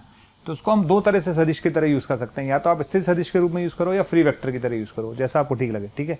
तो सम्मिश्र संख्या को हम सदिश, उसमें लिख लेना स्थिर सदिश या फ्री वेक्टर की तरह यूज कर सकते हैं, की तरह यूज कर सकते हैं, जिसका परिमाण व दिशा दोनों होंगी, जिसका परिमाण व दिशा दोनों होंगी, जिसका परिमाण व दिशा दोनों होंगी, ठीक है। वो हम बात कर चुके हैं कि इसको अगर मैं वेक्टर की तरह ट्रीट करना चाहूँ तो वेक्टर की तरह ट्रीट कर सकते हैं। ये कॉम्प्लेक्स नंबर आपका हो गया, ठीक है, ये complex number as a vector बन गया, क्या बन गया, वेक्टर बन जाएगा, ठीक है, समझ में आ गया। अब यहीं पर एक छोटा सा पॉइंट मैं लिखवा देता हूँ, देखिए समझना अच्छे से, है ना। देखिए ये मेरे पास एक पॉइंट है ए, मतलब इसको Z1 बोलते हैं, सॉरी, ये कॉम्प्लेक्स नंबर Z1 है और ये कॉम्प्लेक्स नंबर Z2 है, ठीक है। इसको अपन ने ज्वाइन कर दिया, ठीक है। ये कॉम्प्लेक्स नंबर Z1 है, ये कॉम्प्लेक्स नंबर Z2 है, ये Z2, ठीक है, ये Z1, ठीक, और ये मेरे पास एक वेक्टर आ गया, ठीक है, समझ में आ गया भाई। इसको हम एज ए वेक्टर बोल रहे हैं, तो ये z1 वेक्टर हो गया, ये z2 वेक्टर हो गया, और ये मेरे पास एक वेक्टर आ गया, राइट। अच्छा, अगर मैं इस पॉइंट को पी क्यू नाम दे दूं, क्या नाम दे दूं, पी क्यू, ठीक है। तो मैं ट्राइंगल लगा रहा हूं, क्या आएगा, O P plus P Q बराबर ओ क्यू, ट्राइंगल लॉ से। तो पी क्यू वैक्टर क्या आ गया भाई, O Q minus O P vector आ गया, ठीक है। अच्छा, पी क्यू बराबर क्या आ गया, पी क्यू बराबर ओ क्यू वैक्टर क्या है, z2 vector minus z1 vector, ठीक है। आ गया z2 vector minus z1 vector, ठीक। अच्छा, अगर आपसे इसका मॉड पूछा जाए तो मॉड क्या होगा, ये होगा mod z2 vector minus z1 vector का मॉड। समझ में आ गया। तो ये किसको रिप्रेजेंट करता है ना, ये जो है आपके पास, जब हम मॉड z की बात करते हैं, जब हम मॉड z की बात करते हैं, समझना जो मैं समझा रहा हूँ, जब मैं मॉड z की बात करता हूँ, मॉड z की बात करता हूँ, तो उसका क्या मतलब होता है, उस कॉम्प्लेक्स नंबर की, यानी उस बिंदु की मूल बिंदु से दूरी को रिप्रेजेंट करता है, ठीक है। उस कॉम्प्लेक्स नंबर की मूल बिंदु से दूरी को रिप्रेजेंट करता है, that is known as mod z। उसे मॉड z बोलते हैं हम लोग, ठीक है। लेकिन मॉड z2 माइनस z1 किसको रिप्रेजेंट करता है, दो वेक्टर्स z1 और z2 के बीच की दूरी को रिप्रेजेंट कर रहा है। इसको रिप्रेजेंट कर रहा है, दो वेक्टर z1 और z2 के बीच की दूरी को रिप्रेजेंट कर रहा है, ठीक है। तो ये pq किसको रिप्रेजेंट कर रहा है, मॉड z2 माइनस z1 को। आप लोग हमारे वीडियोस लगातार देख रहे हैं और बच्चों की डिमांड आ रही है कि सर इस टॉपिक की वीडियो डालिए, तो बच्चे लगातार बोल रहे हैं कि सर इस टॉपिक की वीडियो डालिए, इस टॉपिक की वीडियो डालिए। तो मैं आपको ये कहना चाहता हूं कि आप हमारे यूट्यूब चैनल पर जाइए और उसे सब्सक्राइब कीजिए। जैसे ही आप हमारे यूट्यूब चैनल पर जाएंगे और उसे सब्सक्राइब करेंगे, तो आप जिस टॉपिक की डिमांड हमसे लगातार कर रहे हैं, वो सारे के सारे टॉपिक्स वहां पर अवेलेबल हैं। तो आपको सिर्फ इतना करना है कि मोशन के यूट्यूब चैनल पर जाना है, उसे सब्सक्राइब करना है, और जैसे ही आप सब्सक्राइब करेंगे, वहां पर आपकी डिमांड का हर टॉपिक अवेलेबल है और उसको जाकर आप वहां पर देख सकते हैं। श्योर, ठीक है। ये हमने गलत लिख दिया शायद, O Q minus O P, तो ये z1 माइनस z2 आना चाहिए था ना, P Q z1 minus z2 आना चाहिए था, राइट। ओ क्यू वैक्टर क्या था, ओ क्यू वैक्टर तो z1 है, मैंने गलती से लिख दिया, तो z1 माइनस z2, तो यहाँ पर z1 माइनस z2 आ जाएगा, कई बार ऐसा हो जाता है। ओके, चलिए, समझ में आ गया, सिंपल है, ये तो लिखा ही आपने, कोई दिक्कत ही नहीं है। क्या लिखा था मैंने, ओ पी लिखा था प्लस पी क्यू लिखा था, है ना, O P plus P Q बराबर ओ क्यू, राइट। तो यहाँ से पी क्यू कितना आ गया, O Q minus O P आ गया। ओ क्यू वैक्टर कौन सा है बेटा, ओ क्यू वैक्टर तो z1 था, मैंने गलती से z2 लिख दिया था। ओ पी वैक्टर z2 था, तो z1 माइनस z2 आ गया, तो मॉड z1 माइनस z2 आ गया। तो मॉड z1 माइनस z2 किसको रिप्रेजेंट कर रहा है, z1 और z2 के बीच की डिस्टेंस को रिप्रेजेंट कर रहा है, ठीक। अब यहाँ पर एक छोटा सा पॉइंट जो मेरे दिमाग में बार बार आ रहा है, उसको मैं हाईलाइट करना चाहता हूँ कि जब मैंने ये वेक्टर लिखा, ठीक है, तो जब मैंने ये वेक्टर लिखा, तो ये वेक्टर किसकी तरफ जा रहा है, z1 की तरफ जा रहा है। कहाँ से स्टार्ट हो रहा है, z2 से स्टार्ट हो रहा है। तो जब मैं ऐसे लिखूंगा, इसका मतलब क्या है, स्टार्ट कहाँ से होगा, z2 से, किसकी तरफ जाएगा, z1 की तरफ, ठीक है, समझ में आ गया, इस बात का ध्यान रखिएगा, राइट। तो इसमें ना एक चीज़ समझाऊंगा मैं आर्गुमेंट के अंदर, आर्गुमेंट के अंदर मैं इस बारे में बात करूंगा। जब मैं आपसे बोलूंगा argument of z minus z1, argument of z minus z1, तो बच्चा क्या करता है उस समय, जब मैं आर्गुमेंट के टाइम पे बात करूंगा, तो बच्चा कहता है argument of z minus z1। Sir ये z माइनस z1 का क्या मतलब है, कहाँ से स्टार्ट होगा, z1 से स्टार्ट होकर z की तरफ जाएगा। ये आपको बात समझ में आनी चाहिए, बस बाकी हमारा खेल हो जाएगा। तो z1 माइनस z2 का मतलब है z2 से स्टार्ट होकर z1 की तरफ जा रहा है, z2 से स्टार्ट होकर z1 की तरफ जा रहा है, ठीक है, ये चीज़ ध्यान रखना। तो मैंने अगर ऐसे लिखा ना z माइनस z1, इसका क्या मतलब है, z1 से स्टार्ट होकर z की तरफ जा रहा है ना। तो हम बात करेंगे इसके बारे में डिटेल में, लेकिन पहले उससे पहले हमें क्या पढ़ना पड़ेगा, कोणांक पढ़ना पड़ेगा। क्या पढ़ना पड़ेगा, कोणांक। अच्छा, अब हम बात करते हैं कोणांक की। किसकी बात करते हैं, कोणांक की। देखिए कोणांक की बात कर रहा हूँ मैं आपके सामने, है ना। कोणांक को हम आर्ग्यूमेंट बोलते हैं, है ना, इसको आर्ग्यूमेंट भी बोलते हैं अपन लोग, ठीक, या इसको हम एम्पलीट्यूड भी बोलते हैं, राइट। अब आपको फर्क समझ में आ जाएगा थोड़ी देर में कि what is difference between argument and amplitude, right. देखिए, जब भी मुझे किसी कॉम्प्लेक्स नंबर का कोणांक निकालना है, तो मैं आपको समझा रहा था, मैंने आपको बोला कि z बराबर मेरे पास अगर a प्लस आइटा b है, राइट, ये कॉम्प्लेक्स नंबर हमारे पास है, ठीक है, समझ में आ गया। यहाँ a चलेंगे, यहाँ b चलेंगे, ठीक। और हमने ये बोला था कि इस कॉम्प्लेक्स नंबर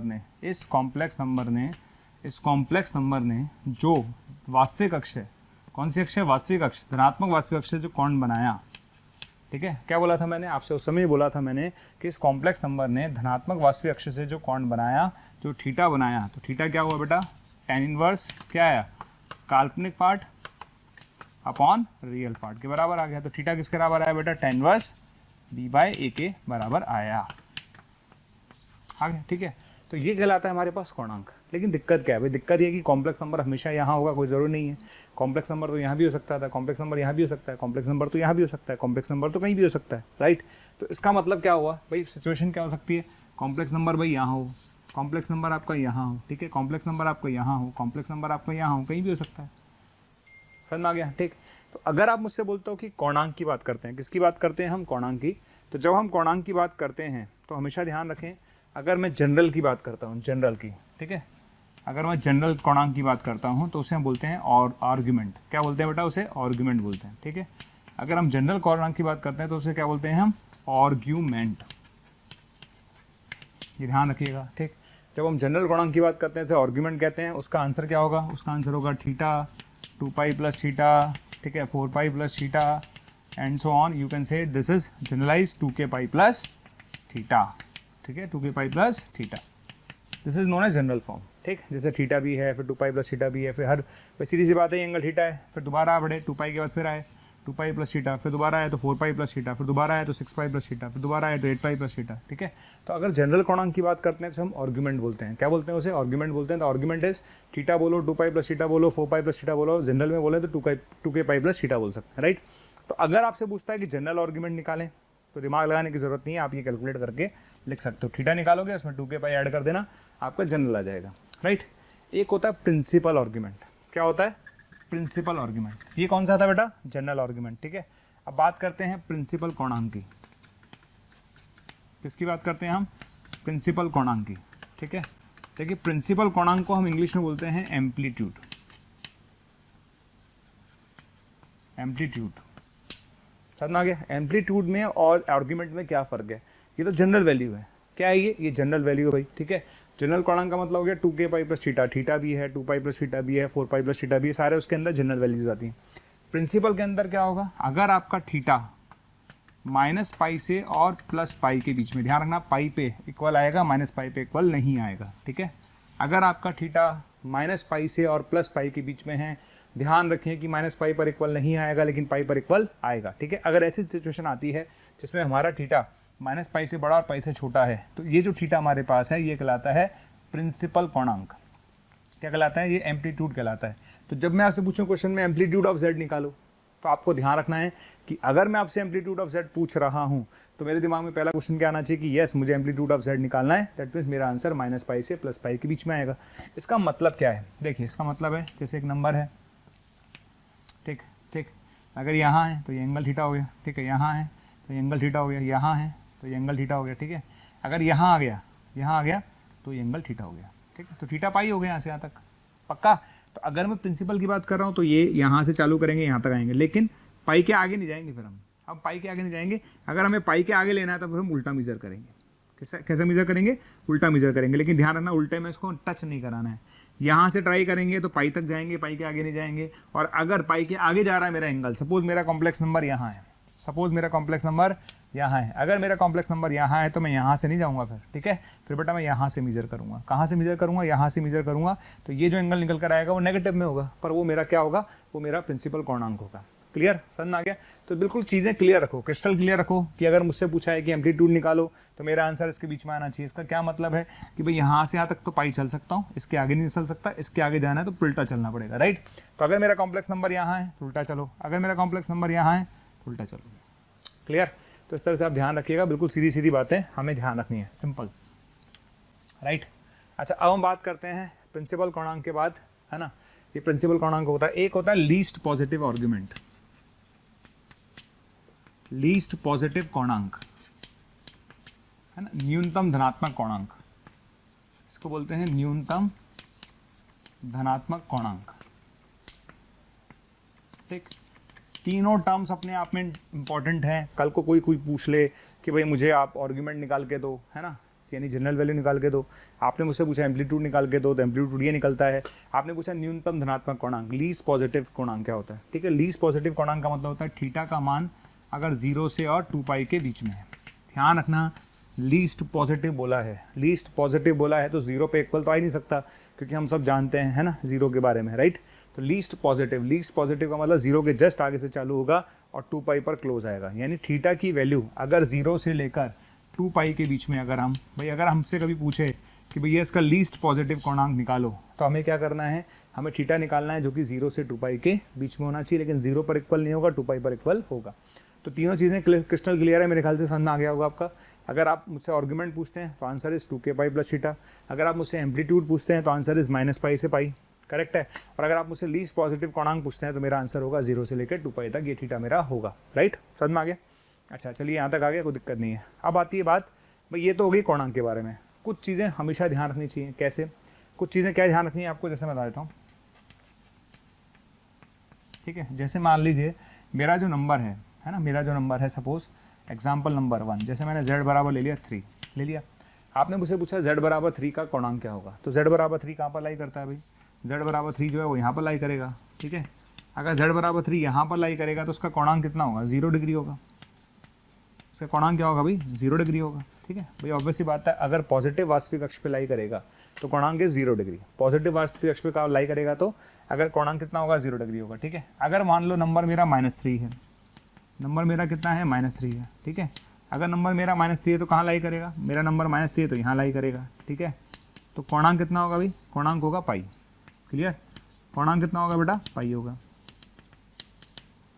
समझ में आ गया, क्लियर। तो ये बात ध्यान रखिएगा। तीसरी इंपॉर्टेंट बात क्या है, जैसे अगर मान लेते हैं मेरा कोणांक, मेरा जैसे कॉम्प्लेक्स नंबर जो है वो z बराबर है ना, z बराबर क्या है, आयोटा है। क्या है, आयोटा। अच्छा, आयोटा का क्या मतलब होता है, अगर आपसे पूछा जाए आयोटा का क्या मतलब है, तो इसका मतलब है 0,1, ठीक है। 0,1 का मतलब पॉइंट कहाँ पर है, पॉइंट यहाँ पर है। अगर पॉइंट यहाँ पर है तो कोणांक कितना होगा, कोणांक होगा 90 डिग्री। कितना होगा, 90 डिग्री, ठीक है। तो कोणांक क्या होगा बेटा, कोणांक होगा 90 डिग्री और π/2, ठीक। और अगर आपके पास z बराबर माइनस आइटा है, अगर z बराबर माइनस आइटा है तो उस केस में क्या होगा भाई, इस पॉइंट का क्या मतलब है, 0,-1। 0,-1 कहाँ पर होगा, यहाँ पर होगा। बताइए कोणांक कितना होगा, -90, यानी -π/2, यानी -90 डिग्री, क्लियर। तो इस तरह से कोणांक ऑफ z हम लिख सकते हैं, राइट। तो अगर ध्यान रखें, कोई भी नंबर अगर पॉजिटिव वास्तविक अक्ष पर है तो 0 होगा, नेगेटिव वास्तविक अक्ष पर है तो पाई होगा, अगर पॉजिटिव काल्पनिक अक्ष पर है तो π/2 होगा, नेगेटिव काल्पनिक अक्ष पर है तो -π/2 होगा। कल कोई क्वेश्चन आता है, जैसे एक बेसिक प्रॉब्लम है, ये एक बेसिक प्रॉब्लम है। बेसिक प्रॉब्लम क्या होती है, जैसे मैंने आपसे पूछा 3 - √8 का कोणांक बताओ। अब बच्चा लटक गया भाई साहब, 3 - √8 का कोणांक बताओ, ठीक है। अब बच्चा लटक गया, उसकी हालत ख़राब है, क्यों, उसको समझ में नहीं आ रहा 3 - √8 का कोणांक कैसे निकालते हैं। अरे भैया 3 - √8 एक पॉजिटिव नंबर है, नहीं नेगेटिव नंबर है। 3 - √8 जो एक पॉजिटिव नंबर है, सॉरी 3 - √8 एक पॉजिटिव नंबर है, श्योर, क्लियर। तो चूंकि ये पॉजिटिव नंबर है तो यानी कौन सी अक्ष पर है, ये लाई करेगा, किस पर लाई करेगा भाई, ये लाई करेगा ऑन पॉजिटिव वास्तविक अक्ष, ये लाई करेगा ऑन पॉजिटिव वास्तविक अक्ष। सिंपल सी बात है, इसमें कन्फ्यूजन है ही कहाँ, कोई कन्फ्यूजन नहीं है। तो सीधी सी बात है, अगर z बराबर 3 - √8 आता है तो सीधी सी बात है पॉजिटिव एक्स एक्सिस पे लाई कर रहा है, पॉजिटिव वास्तविक अक्ष पे लाई कर रहा है, और चूंकि पॉजिटिव वास्तविक अक्ष पे लाई कर रहा है तो कोणांक कितना हो गया इसका, 0 डिग्री, ठीक है। तो कोई कन्फ्यूजन नहीं है, किसी भी तरह का कन्फ्यूजन होना भी नहीं चाहिए, राइट। चलिए अब मैं कुछ क्वेश्चन आपको कराता हूँ, फिर इसका हम जनरल मेथड देखेंगे, राइट। कोणांक कैसे निकालना है। सबसे पहले एक छोटा सा एग्जाम्पल लेता हूँ, मैं 4 एग्जाम्पल आपके सामने लूँगा, ठीक है। जैसे मेरे पास क्वेश्चन है 1 + आइटा, दूसरा क्वेश्चन है मेरे पास -1 + आइटा, ठीक है। तीसरा क्वेश्चन है -1 - आइटा, और चौथा क्वेश्चन है 1 - आइटा, क्लियर। मुझे कोणांक निकालना है, जब कोणांक निकालना है तो मुझे क्या करना चाहिए, ठीक है। जैसे 1 + आइटा है, इसका कोणांक निकालना है, ठीक। तो सीधी सी बात है, आप इसको प्लॉट कर लीजिए, क्या आएगा, थीटा बराबर, इसको प्लॉट कर लेते हैं 1 + आइटा। 1 + आइटा कहाँ पर होगा बेटा, 1,1, यही होगा, ठीक है। 1 + आइटा क्या होगा, 1,1, ठीक। आपने क्या करा, इसको ज्वाइन कर दिया ज्वाइन, ठीक है। और ये एंगल आप निकाल लेंगे आराम से, कोई भी निकाल सकता है एंगल, ठीक है। तो ये वाला एंगल आप निकाल सकते हैं, स्लोप से निकाल लो, कैसे भी निकाल लो, तो ये एंगल आपका आ जाएगा, ठीक है। थीटा क्या होता है भाई, थीटा होता है हमारे पास tan इनवर्स काल्पनिक भाग अपॉन वास्तविक भाग। कितना आंसर आएगा, 45 डिग्री। तो ये आपका आंसर आ गया 45 डिग्री, समझ में आ गया। तो ये आंसर आ गया आपका 45 डिग्री, राइट, ठीक है। अब क्वेश्चन आता है, जैसे 1 + आइटा की मैं बात करूँ, है ना, तो 1 + आइटा में आप मुझसे 3 तरह के क्वेश्चन पूछ सकते थे। कैसे, जैसे 1 + आइटा में आपसे मुझसे पूछा पहला आंसर, है ना, इसका जनरल आर्ग्यूमेंट बताओ, इसका, या आर्ग्यूमेंट बोल देते हैं अपन, आर्ग्यूमेंट बताओ, ठीक है ना।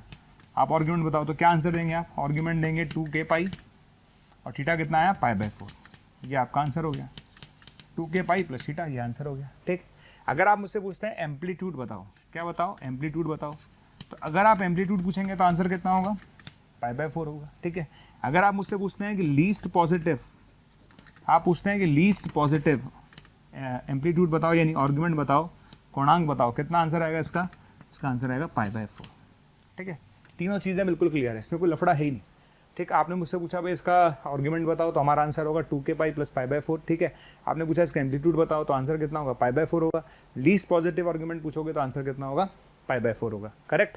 ये तीनों चीज़ें हम क्लियर रखें, इसमें कोई डाउट किसी तरह का नहीं है, समझ में आ गया। चलिए अब आता है 1 - 1 + i है ना। अब देखिए मैं आपको तरीका बताता हूँ, उस तरीके से आपको किसी भी क्वाड्रेंट में निकालने में दिक्कत नहीं आएगी।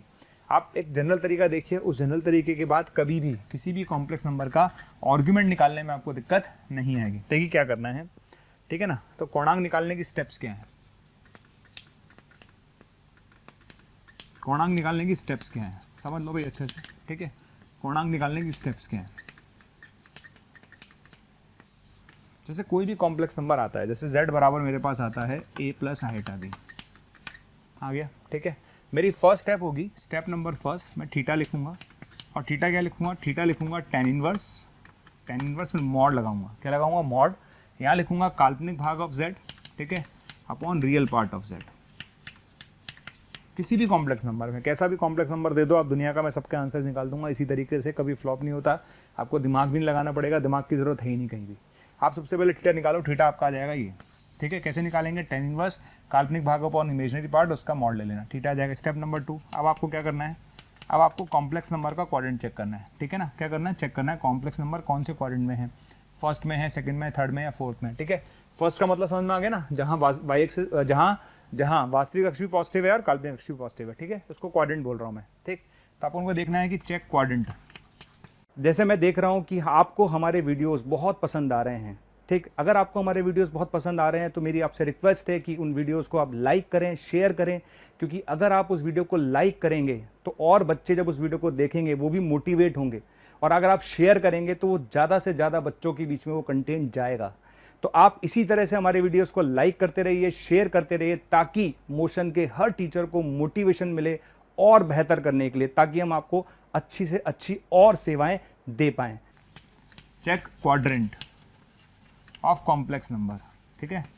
ये वर्ड ध्यान रखना, कंफ्यूज नहीं होना है। क्वाड्रेंट का मतलब है कि वास्तविक अक्ष और काल्पनिक अक्ष दोनों पॉजिटिव है, नेगेटिव है, जो भी है, तो उसके हिसाब से हम लिखेंगे, ठीक। स्टेप नंबर 3 क्या है, ठीक है, स्टेप नंबर 3 हमारा आंसर आ जाएगा। कैसे आएगा, देखिए, अगर मेरा कॉम्प्लेक्स नंबर जो है फर्स्ट क्वाड्रेंट में यहाँ पर है, ठीक है, तो आंसर इज थीटा ऑलवेज, ठीक है। अगर वो सेकंड क्वाड्रेंट में है, किस में है, सेकंड क्वाड्रेंट में है, तो आंसर है भैया थीटा होगा, तो ये कितना होगा, π - थीटा, तो आंसर कितना होगा, π - थीटा, क्लियर।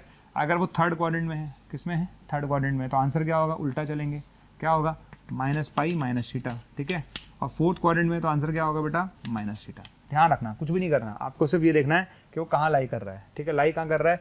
अगर वो फर्स्ट क्वाड्रेंट में है, ठीक है ना, फर्स्ट क्वाड्रेंट वर्ड यूज़ कर रहा हूँ, ध्यान रखिए, कंफ्यूज मत होना, तो आंसर इज थीटा, ठीक है। सेकंड में तो आंसर इज π - थीटा, ठीक है। थर्ड में है तो क्या बोलेंगे बेटा, -π - थीटा, ठीक है। और फोर्थ में क्या है तो क्या बोलेंगे उसको अपन, -थीटा, ठीक है। बेसिकली क्वाड्रेंट की जगह, क्योंकि क्वाड्रेंट हमारे पास, ठीक, आप बोल सकते हैं क्वाड्रेंट का मतलब मैं इसको फर्स्ट की तरह ट्रीट कर रहा हूँ, उसको सेकंड की तरह, इसको थर्ड की तरह, इसको फोर्थ की तरह ट्रीट कर रहा हूँ, राइट। तो उसके हिसाब से आपको आंसर देना है, कुछ भी नहीं करना। कोई भी कॉम्प्लेक्स नंबर आ जाए, आप उसका थीटा निकालिए, थीटा निकालने के बाद आप उसको देखिए कौन से कहाँ पर लाई कर रहा है, कहाँ पर लाई कर रहा है कॉम्प्लेक्स नंबर। अगर यहाँ लाई कर रहा है तो आंसर थीटा होगा, यहाँ लाई करेगा तो π - थीटा होगा, यहाँ लाई करेगा तो -π - थीटा होगा, क्लियर, और यहाँ लाई करेगा तो -थीटा होगा, ठीक है। 4 पॉसिबिलिटीज़ हैं, ये 4 पॉसिबिलिटीज़ कौन सी है, ये 4 पॉसिबिलिटीज़ आपके पास हैं, श्योर, ठीक है। अब आप कोई भी क्वेश्चन उठा लो, कैसा भी क्वेश्चन ले आओ, हम सबके कोणांक निकाल देंगे, हम सबके कोणांक निकाल देंगे, कहीं दिक्कत ही नहीं है, ठीक है। आप देखिए पहले वाले क्वेश्चन पर आ जाइए, इन 4 क्वेश्चन में कोई दिक्कत नहीं थी, पहला वाला मैंने आपको कराई दिया। अब सेकंड वाले पर आते हैं। सेकंड वाले में क्या करेंगे, आप थीटा निकालिए, थीटा कितना आएगा भाई, tan इनवर्स मॉड लगाइएगा, 1/-1 कितना आएगा, π/4 आ गया। फिर आपने देखा ये कौन सी जगह पर है, कौन से क्वाड्रेंट में, कौन से में है ये, -1,1 यहाँ पर है, ठीक है। अगर यहाँ पर है तो इसका आंसर कितना होगा भाई, इसका आंसर होगा π - थीटा, कितना आंसर होगा, π - थीटा। तो आंसर कितना आएगा बेटा, आंसर आएगा π - π/4, कितना आंसर आएगा, 3π/4, ठीक है। सी वाले पर आ जाइए, ठीक है, सी वाले पर आ जाइए। सी वाले में क्या आएगा, सी वाले में अगर इसकी बात करते हैं तो थीटा कितना आएगा, तो थीटा आएगा टेन इनवर्स, ये आएगा -1/-1 कितना आएगा, π/4 आ गया। पर जब हम -1 को प्लॉट करेंगे तो वो यहाँ आएगा, -1 को प्लॉट करेंगे तो कहाँ आएगा, वो यहाँ पर आएगा। तो यहाँ पर आप इसको ज्वाइन करेंगे तो एंगल कहाँ से मेजर करना है, प्रिंसिपल आर्गुमेंट की बात कर रहा हूँ मैं, ठीक है। तो हम उल्टा चलेंगे क्योंकि प्रिंसिपल में निकालना है तो उल्टा चलना पड़ेगा। तो आंसर कितना आएगा, -π - थीटा, क्या आंसर आएगा, -π - थीटा, कितना आंसर आएगा, 5π/4 माइनस का 3π/4। क्लियर। तो इस तरह से फंडे हैं, ये फंडे आप खुद लगा सकते हैं अगर, है ना, क्योंकि इसमें क्या आसानी रहती है, इसमें दिक्कत नहीं आती, बाकी आपकी मर्जी, आप डायरेक्ट भी कैलकुलेट कर सकते हैं, कोई मेजर इशू नहीं है। चौथे वाले की अगर हम बात करें, ठीक है, तो चौथे वाले में थीटा तो π/4 ही आएगा, लेकिन चौथा वाला कौन सा है, चौथा वाला है 1 - आइटा, कितना है 1 - आइटा, ठीक है। तो चौथा वाला क्या है बेटा, चौथा वाला है 1 - आइटा, यानी वो यहाँ पर लाई करेगा, तो यहाँ लाई करेगा, ठीक है। तो ये आपका आंसर आ जाएगा। क्लियर। तो चौथा वाला क्या है, 1, -1 है, तो आंसर कितना आएगा, इसका आंसर आएगा -π/4, आंसर कितना आएगा, -π/4, ठीक। तो इस तरह से कैलकुलेट करते हैं। कोई भी कॉम्प्लेक्स नंबर उठा लो आप दुनिया का, कैसा भी कॉम्प्लेक्स नंबर उठा लीजिए, अगर आप ये वाला फंडा लगाते हैं, पहले थीटा निकालिए, फिर उसको देख लीजिए कहाँ पर लाई कर रहा है, फर्स्ट थर्ड फोर्थ जहाँ भी वो लाई कर रहा है उसके हिसाब से उसका आंसर निकालिए, आपका आंसर आ जाएगा। क्लियर। अब देखिए हम इसकी प्रॉपर्टीज़ पर चलने वाले हैं। किस पर जाने वाले हैं, प्रॉपर्टीज़ पर। आर्गुमेंट की प्रॉपर्टीज़ पे जाने से पहले मैं एक छोटी सी बात बता दूं आपको, ताकि क्या है, इसकी प्रॉपर्टीज़ का डेरिवेशन करने में मुझे दिक्कत नहीं आए, ठीक है। तो मैं उस पर जाने वाला हूँ। एक चीज़ हमेशा ध्यान रखिएगा, आर्गुमेंट ऑफ जीरो, है ना, हमेशा ध्यान रखिएगा, argument of zero is not defined. ये बात क्लियरली बड़ा बड़ा लिख लीजिएगा कि argument of zero is not defined. अगर मैं आपसे बोलूँ कि एक कॉम्प्लेक्स नंबर है जिसमें जीरो का आर्गुमेंट क्या होगा, 0 + 0 आर्गुमेंट, तो उसका आर्गुमेंट डिफाइंड नहीं है, परिभाषित नहीं है। तो 0 + 0 और आइटा का आर्गुमेंट डिफाइंड क्यों नहीं होगा, क्योंकि आपको पता है 10 इनवर्स 0/0 कुछ होता नहीं है, तो हम उसका आर्गुमेंट डिफाइंड नहीं कर पाएंगे, राइट। तो इस बात का ध्यान रखें कि आर्गुमेंट ऑफ जीरो जो है मैथ्स में डिफाइंड नहीं है, ये बिल्कुल क्लियर आप रखिएगा दिमाग में कि जीरो का आर्गुमेंट जो है मैथ्स में डिफाइंड नहीं होता, राइट। चलिए, अच्छा, अब यहाँ पर मैं ध्यान रखना, आर्गुमेंट की प्रॉपर्टीज़ को रोक रहा हूँ, आर्गुमेंट की प्रॉपर्टीज़ को मैं थोड़ी देर बाद लूँगा, उससे पहले मैं आपको बताता हूँ कॉम्प्लेक्स नंबर को लिखने के तरीके, यानी, ठीक है, समझ में आ गया। तो कॉम्प्लेक्स नंबर को रिप्रेजेंट करने के तरीके, यानी different forms to represent complex number, right.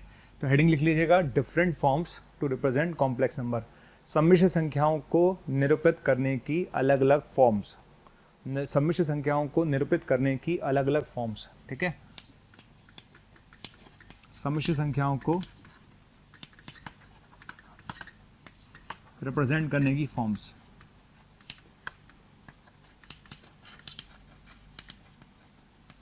Form, ठीक है ना। जैसे पहली आती है क्रमित युग्म, पहली आती है क्रम युग्म, ठीक है, इसे बोलते हैं हम ऑर्डर्ड पेयर, ठीक है। तो ऑर्डर्ड पेयर में कैसे रिप्रेजेंट करते हैं वो तो हम जानते ही हैं।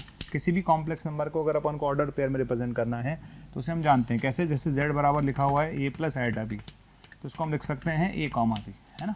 तो ये तो कोई मेजर इशू नहीं है, ठीक है। क्रमित युग्म के अंदर कैसे रिप्रेजेंट करते हैं, इस तरह से रिप्रेजेंट करते हैं, तो ये मेजर इशू नहीं है, ठीक है। दूसरी आती है पोलर फॉर्म।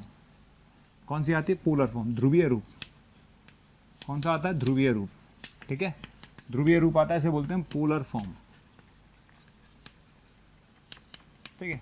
देखिए पोलर फॉर्म क्या होती है, पोलर फॉर्म का मतलब होता है वो फॉर्म जो आर और थीटा के पदों में हो। मैं रिपीट कर रहा हूँ मेरी बात को, वो फॉर्म जो आर और थीटा के पदों में, ठीक। यदि हम किसी कॉम्प्लेक्स नंबर को रिप्रेजेंट करते हैं आर और थीटा के पदों में, ठीक, यदि हम किसी कॉम्प्लेक्स नंबर को आर और थीटा के पदों में रिप्रेजेंट करते हैं तो उसे पोलर फॉर्म कहते हैं। क्या कहते हैं उसे, पोलर फॉर्म, ठीक है।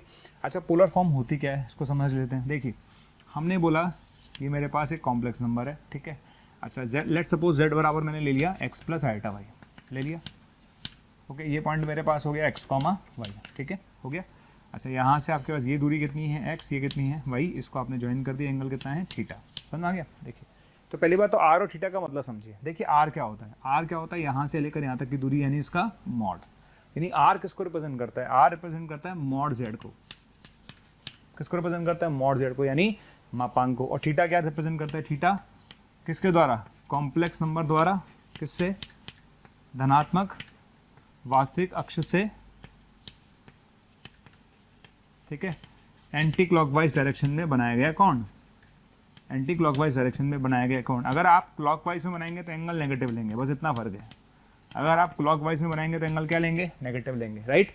तो एंटी कॉम्प्लेक्स नंबर द्वारा पॉजिटिव वास्तविक अक्ष से एंटी क्लॉकवाइज डायरेक्शन में बनाया गया कौन, ये थीटा है, राइट। बेसिकली ये समझ लीजिए, कहने का मतलब ये है थीटा वापस क्या है, बेसिकली थीटा कोणांक है, ध्यान आना, थीटा क्या है, कोणांक है, ठीक है। थीटा क्या है, कोणांक। कौन सा वाला, एम्पलीट्यूड लें आप, ज़्यादा अच्छा है, यानी एम्पलीट्यूड है बेसिकली। थीटा क्या है, एम्पलीट्यूड है। समझ में आ गया, क्लियर, इसमें कोई दिक्कत है नहीं। तो यहाँ पर अपने पास थीटा आ गया है ना, थीटा अपने पास आ चुका। थीटा क्या है, theta principal value of argument. Theta is what, theta is principal value of argument. R क्या है, आर आपका बाउंड जेड है। तो किसी भी कॉम्प्लेक्स नंबर को हम रिप्रेजेंट करना चाहते हैं तो कैसे रिप्रेजेंट करेंगे, तो जैसे मेरे पास z बराबर एक्स प्लस आइटा वाई है, z बराबर क्या है, एक्स प्लस आइटा वाई। तो यहाँ से अगर आप देखेंगे तो बताइए साइन थीटा किसके बराबर है, साइन थीटा जो है बेटा वो वाई अपॉन आर के बराबर है। तो आर किसके, वाई किसके बराबर है बेटा, आर साइन थीटा के, क्लियर।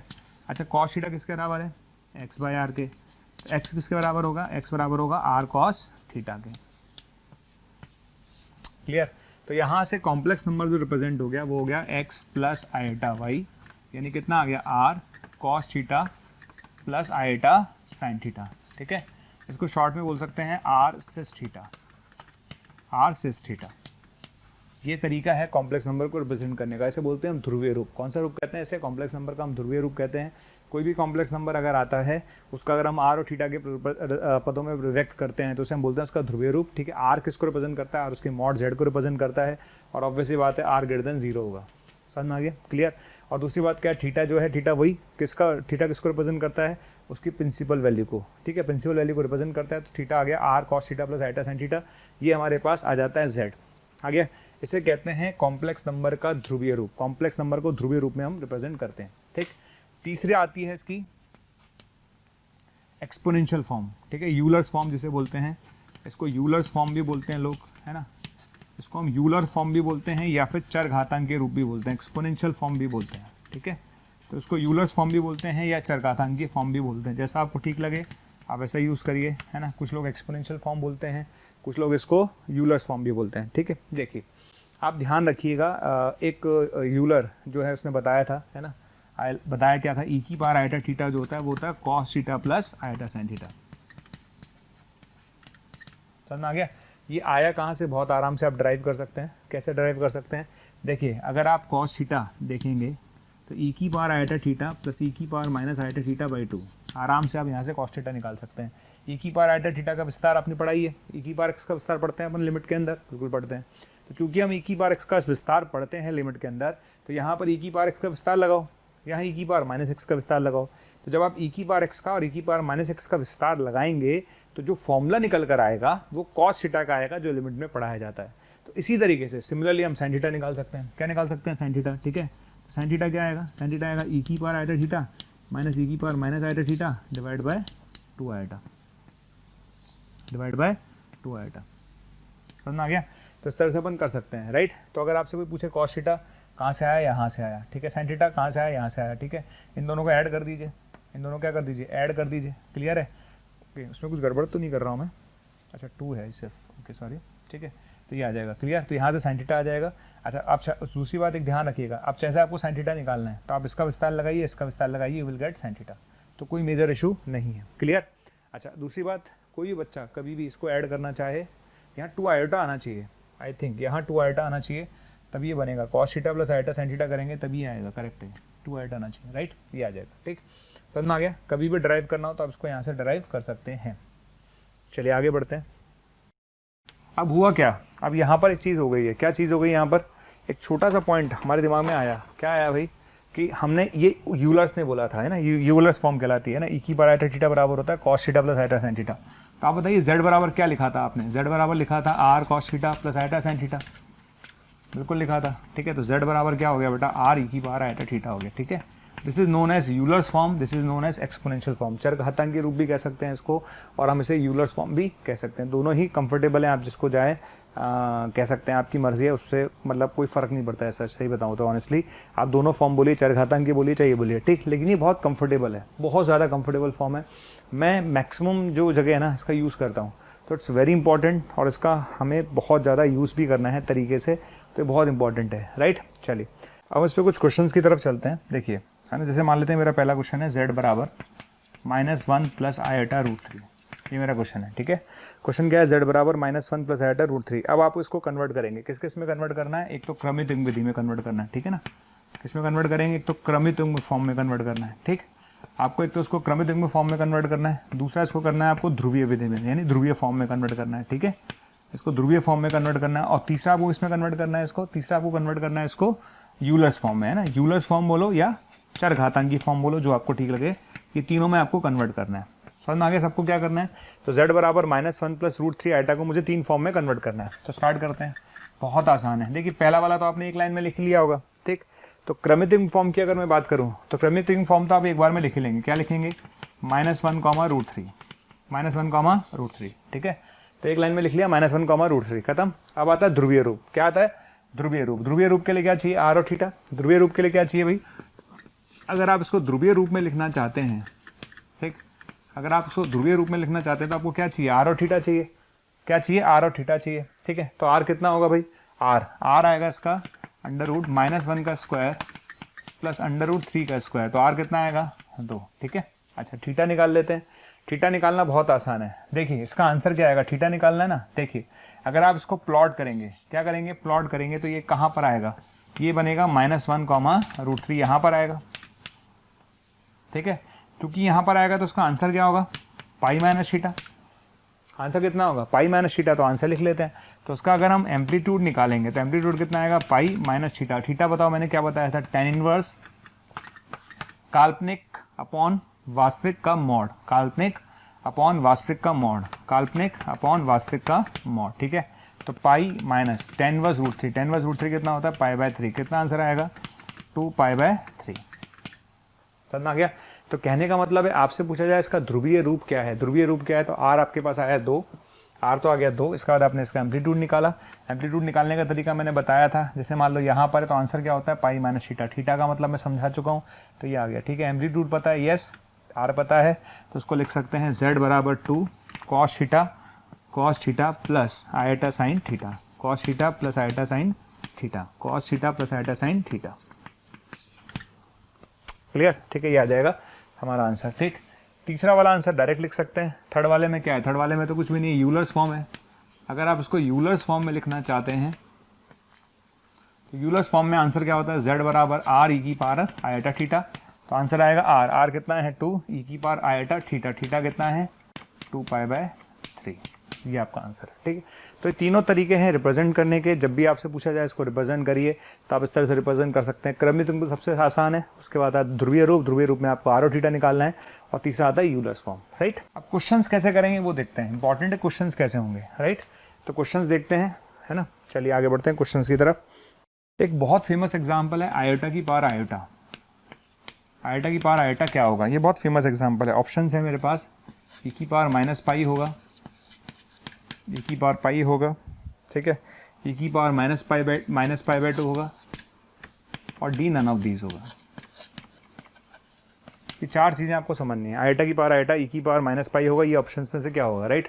बहुत बढ़िया क्वेश्चन है, बहुत ही शानदार क्वेश्चन है। आप करेंगे क्या, बच्चा समझ ही नहीं पाता स्टार्ट कैसे करें। तो देखिए सबसे पहली बात, कुछ चीज़ें हमेशा याद रखनी चाहिए। कैसे, कभी भी आपको आयोटा लेना है तो आयोटा क्या होता है भाई, आयोटा होगा cos π/2 प्लस आयोटा साइन π/2, ठीक है। ये दिमाग में सेट कर लो, आप दिमाग में सेट कर लो, ठीक है। आयटा बराबर क्या होगा, cos π/2 प्लस आयटा साइन π/2। तो यानी आयटा को क्या लिख सकता हूँ, e की पावर आयटा π/2।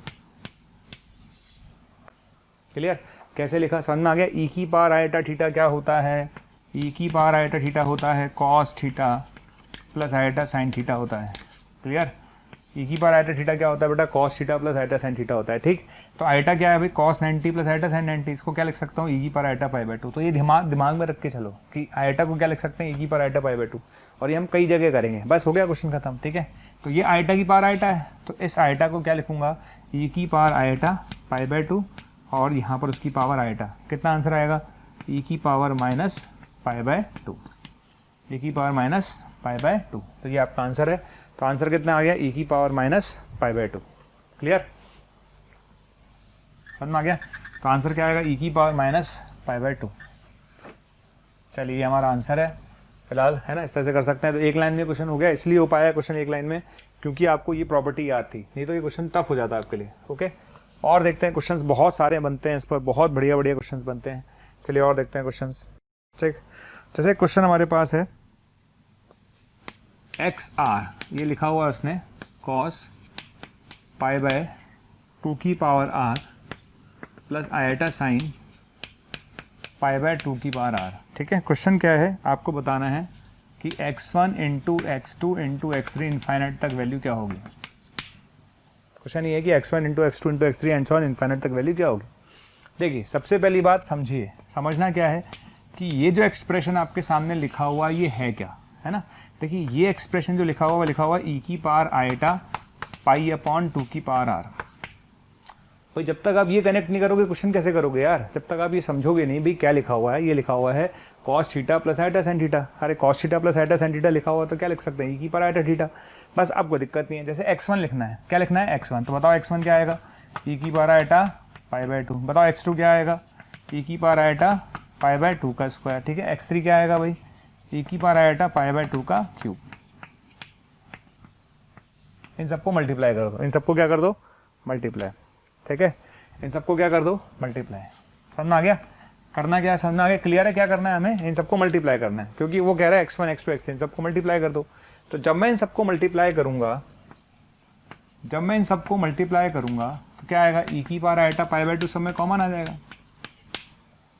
भाई आप जब सबको मल्टीप्लाई करेंगे तो सब मल्टीप्लाई करेंगे तो ई की power iota pi by 2 common आ जाएगा। बचेगा कितना, बचेगा कितना, 1 प्लस 1/2 प्लस 1/2 का स्क्वायर इन्फाइनाइट तक। यही होगा ना, इन्फाइनाइट तक जाएगा। ठीक है, समझ आ गया। तो उसका सम हम लिख सकते हैं, क्या लिखेंगे इसका सम, है ना, ये इन्फाइनाइट तक जा रहा है, इन्फाइनाइट तक जा रहा है तो उसका सम हम लिख सकते हैं इन्फाइनाइट जीपी से क्या लिखेंगे, A upon 1 minus R, A upon 1 minus R. तो ये बनेगा ई की पावर आइटा पाई, बन गया। अच्छा, ई की पावर आइटा पाई क्या होता है, ई की पावर आइटा पाई होता है cos pi plus iota sine pi. कितना आंसर आएगा, -1। कितना आंसर आएगा, -1। करेक्ट, इस क्वेश्चन का आंसर जो आएगा वो -1 आएगा। ठीक है, और देखते हैं क्वेश्चन। ठीक है, अच्छा अब 2 क्वेश्चन हमारे सामने हैं। आपके पास क्वेश्चन है कि इस तरह से आर्ग्यूमेंट ऑफ जेड आपको दे रखा है उसने। ठीक है, इसके ऑप्शंस में लिख देता हूँ 0 पाई, 0 पाई माइनस पाई और पाई बाय 2, 0 पाई माइनस पाई और पाई बाय 2, 4 ऑप्शंस आपके पास हैं। राइट, देखिए अच्छा क्वेश्चन में देखिए, पहला क्वेश्चन कहता है यदि z एंड w अशून्य समिश्र संख्या है। z एंड w अशून्य समिश्र संख्या है, इसका मतलब इनका मॉड 0 नहीं है। मतलब इनका अगर आप देखें, मतलब ये 0 नहीं है, बेसिकली 0 + 0 आइटा नहीं है, मतलब 0 नहीं है किसी का। ठीक है, अच्छा उसने बोला है कि मॉड z और मॉड w बराबर हैं और argument of z plus argument of w बराबर पाई है। क्लियर, तो आपको बताना है z क्या होगा। क्वेश्चन क्या है, z क्या होगा। ठीक है, ये समझ लेते हैं। तो देखिए सबसे पहली बात तो सोचते हैं, क्या सोचते हैं, सबसे पहली बात उसने बोला है कि दोनों के मॉड बराबर हैं। दोनों के मॉड बराबर, तो लेट सपोज इसको r मान लेते हैं। ठीक है, दोनों के मॉड बराबर है। भाई किसी भी कॉम्प्लेक्स नंबर को लिखने के लिए क्या चाहिए होता है, z बराबर होता है r e की पावर आइटा थीटा। z बराबर क्या होता है, r e की पावर आइटा थीटा। भाई यही तो होता है। अगर मुझे इसको लिखना है तो z बराबर r e की पावर आइटा थीटा। ठीक है, दोनों के मॉड बराबर हैं तो ये तो बराबर है ही। ठीक है, अब बच जाए, लड़ाई जो है वो थीटा की है। थीटा कहाँ से आएगा, तो उसने बोला है कि z का आर्ग्यूमेंट प्लस w का आर्ग्यूमेंट बराबर है पाई के बराबर है। तो अगर मैं w का आर्ग्यूमेंट थीटा मान लूँ, ठीक है, अगर मैं w का आर्ग्यूमेंट थीटा मान लूँ, ठीक है, तो z का आर्ग्यूमेंट क्या आएगा, पाई माइनस थीटा आएगा। इसका क्या मतलब है, इसको लिंक करते हैं, थोड़ा सोचते हैं, प्रैक्टिकली सोचते हैं क्या हो रहा होगा। देखिए प्रैक्टिकली सोचना चालू करते हैं। ये w है, ठीक है, इसका आर्ग्यूमेंट थीटा है, बिल्कुल ठीक है। w इसका आर्ग्यूमेंट थीटा है, बिल्कुल ठीक है, सही है। चलिए ठीक, अब z आ गया। z क्या है, z ये कहता है कि इसका मैग्नीट्यूड और इसका मैग्नीट्यूड तो बराबर है, यानी लेंथ तो r ही रहने वाली है, लेकिन z का जो आर्ग्यूमेंट है वो पाई माइनस थीटा के बराबर है। अरे तो कॉमन सेंस की बात है, अगर ये w है तो ये क्या है, ये z है, ये क्या है, z है। ठीक है, ये क्या है, z है। ठीक, अब थोड़ा सा फील करो, जब मैं आपको बोलता हूँ भैया ध्यान दो ध्यान दो ध्यान दो, आप ध्यान देते नहीं हो। मैंने आपको 1000 बार कहा है, एक पिक्चर दिमाग में सेट करके रखो। क्या सेट करके रखो, हमेशा ध्यान रखो, ये w बार, ये -w और ये -w बार। अरे बोलो क्लियर, ये पिक्चर आप हमेशा सेट करके रखो भैया। थीटा पाई माइनस थीटा, ठीक है, minus theta minus pi minus theta, ये पिक्चर हमेशा दिमाग में ध्यान रखो। तो अगर ये w है तो ये क्या है, ये माइनस का w बार है, ये माइनस का w बार है। समझ में आ गया। तो कहने का मतलब है, उसने बोला कि भैया ये लेंथ और ये लेंथ बराबर हैं। अरे जब तुम बोल रहे हो कि ये लेंथ और ये लेंथ बराबर हैं और एंगल हमने निकाल ही लिया, एंगल हमने देखा कि इसका पाई माइनस थीटा आ रहा है, तो अगर ये थीटा है तो ये पाई माइनस थीटा हो गया। इसका मतलब जब ये z आएगा, ये क्या है, z किसको रिप्रेजेंट कर रहा है, z रिप्रेजेंट कर रहा है -w बार को। किसको रिप्रेजेंट कर रहा है, -w बार को। z किसको रिप्रेजेंट कर रहा है, -w बार को। तो सी आंसर है इसका। कौन सा आंसर होगा, सी, ठीक है। अच्छा अब हम चलते हैं नेक्स्ट क्वेश्चन की तरफ। नेक्स्ट क्वेश्चन अगर आप ढंग से देखें, नेक्स्ट क्वेश्चन तो एक ही लाइन का है। पिक्चर अगर आपके दिमाग में है तो फिर कोई दिक्कत नहीं है। अगर आप नेक्स्ट क्वेश्चन की तरफ जाते हैं तो पिक्चर अगर आपके दिमाग में है तो कोई दिक्कत ही नहीं है। देखिए कैसे, उसने बोला argument of z less than 0 है। Argument of z less than 0 मतलब नेगेटिव है, ठीक है। तो माइनस थीटा मान लेते हैं, फिर मान लेते हैं ना, क्या दिक्कत है। तो आपने बोला आर्ग्यूमेंट ऑफ z जो है वो माइनस थीटा मान लेते हैं, मान लिया, ठीक है। तो आर्ग्यूमेंट ऑफ z जो है मैंने माइनस थीटा मान लिया, ठीक है। ओके आगे बढ़ते हैं। अच्छा यहाँ तक आने के बाद अब बात आती है argument of minus z minus argument of z। Clear, सोचना जरा, सोच के जवाब देना। z तो z ही रहेगा, ठीक है। अगर मेरा z यहाँ पर है, अगर मेरा z यहाँ पर है, अगर मेरा z यहाँ पर है तो माइनस z कहाँ होगा। अरे मैंने बोला था माइनस z का मतलब मूल बिंदु के प्रति इमेज ले लें। किसके प्रति इमेज ले लें? मूल बिंदु के प्रति इमेज ले लें बेटा, मूल बिंदु के प्रति इमेज ले लें, ठीक है। अगर मेरा z यहाँ पर है तो माइनस z कहाँ पर होगा बेटा? यहाँ पर होगा। क्लियर। तो भैया ये एंगल माइनस थीटा है तो ये एंगल कितना होगा? Pi minus theta. बताने की जरूरत है क्या? नहीं है, एक ही तो काम बार बार करते हैं हम। समझ में आ गया? पिक्चर क्लियर है। अगर तुम यहाँ हो तो माइनस z यहाँ है, अगर z यहाँ है तो z बार यहाँ है, z बार अगर यहाँ है, ठीक है, माइनस z यहाँ है तो माइनस z बार यहाँ है। सिंपल सा फंडा है हमारा, ठीक है, कोई लफड़ा ही नहीं है, ठीक।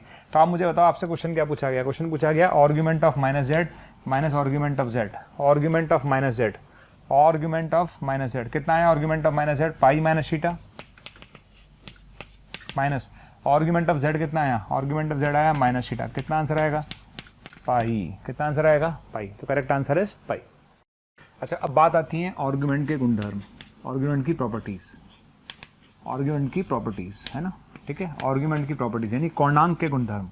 किसके गुणधर्म? कोणांक के गुणधर्म, ठीक है। हम बात कर रहे हैं आर्ग्यूमेंट की प्रॉपर्टीज की, यानी कोणांक के गुणधर्म। देखिए पहली प्रॉपर्टी होती है, पहली प्रॉपर्टी होती है एम्पलीट्यूड ऑफ z1 z2, ठीक है। यहाँ पर हम एम्पलीट्यूड वर्ड यूज कर रहे हैं, ध्यान रखना, ठीक है। तो एम्पलीट्यूड ऑफ z1 z2 क्या होगा? तो एम्पलीट्यूड ऑफ z1 z2 होगा एम्पलीट्यूड ऑफ z1, ठीक है, plus amplitude of z2 plus 2k पाई, ठीक है। आपको थोड़ा सा डाउट आएगा यार सर ने 2k पाई क्यों ऐड कर दिया, जबकि हमने तो एम्पलीट्यूड वर्ड यूज किया है।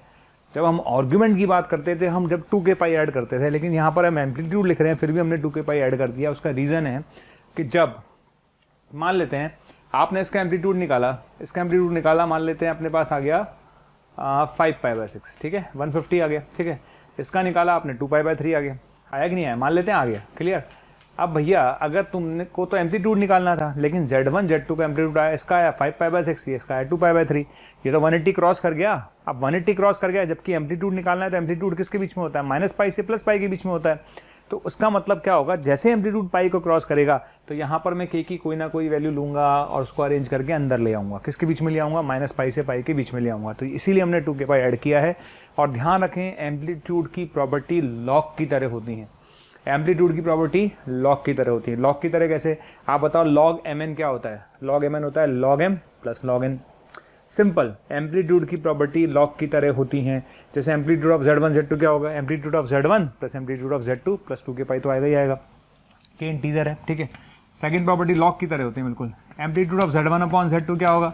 तो amplitude of z1 upon z2 होगा amplitude of z1 minus amplitude of z2 plus 2k pi plus 2k पाई, ठीक है। समझ में आ गया? तीसरे पॉइंट पर आ जाइए। थर्ड पॉइंट आता है एम्पलीट्यूड ऑफ z की पावर n, ठीक है। इसमें कोई लफड़ा नहीं है। z की पावर n का मतलब क्या है? z की पावर n है z into Z into Z. Z की पावर n क्या होता है भाई? अरे z की पावर n का मतलब होता है z into Z into Z, ठीक है। अगर मैं आपसे एम्पलीट्यूड ऑफ z की पावर n बोलूंगा तो क्या लिखूंगा भाई? Amplitude of z plus amplitude of z plus amplitude of z। कितनी बार आएगा? n बार। तो क्या बन जाएगा? ये बन जाएगा n amplitude of z plus कितना आएगा? 2k पाई, वो तो आ ही रहा है कि इंटीजर है। क्लियर रखें, क्लियर। फिर फंडे आप ध्यान रखिएगा, ये तीन प्रॉपर्टी मेनली इसकी हैं और ये तीन प्रॉपर्टी जो है इसकी जो मेन प्रॉपर्टी है वो ध्यान रखिएगी। ये प्रॉपर्टी किसके जैसी होती हैं? These properties are similar to log, log के जैसी होती हैं। और यहाँ पर कंफ्यूज नहीं होना है, किसी बच्चे को कंफ्यूज नहीं होना है। और इस बार आपने एम्पलीट्यूड लिखा था लेकिन आपने 2k पाई जोड़ दिया। बेटा मैंने क्या समझाया? मैंने समझाया कि अगर मान ले कल को ये एंगल 150 आ गया, वो तो आ सकता है ना।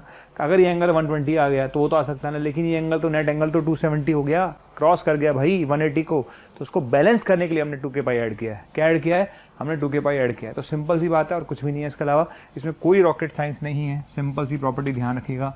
ये कोणांक की 3 प्रॉपर्टी हैं। बाकी एक पिक्चर हमेशा ध्यान रखें जो मैं आपको समझा चुका हूँ कि अगर z का एम्पलीट्यूड थीटा है, अगर z का एम्पलीट्यूड थीटा है तो z बार का माइनस थीटा होगा, ठीक है, माइनस z का माइनस पाई माइनस थीटा होगा, और एम्पलीट्यूड ऑफ किसका, एम्पलीट्यूड ऑफ किस कौन बचा, माइनस z बार का है ना, माइनस z बार का वो कितना होगा, पाई माइनस थीटा होगा। ठीक है, ये पिक्चर आप हमेशा दिमाग में रखें। अगर 13 थीटा है, ठीक है, तो ये z बार का माइनस थीटा होगा, ठीक है, इसका पाई माइनस थीटा होगा, ठीक है, और इसका माइनस पाई माइनस थीटा होगा।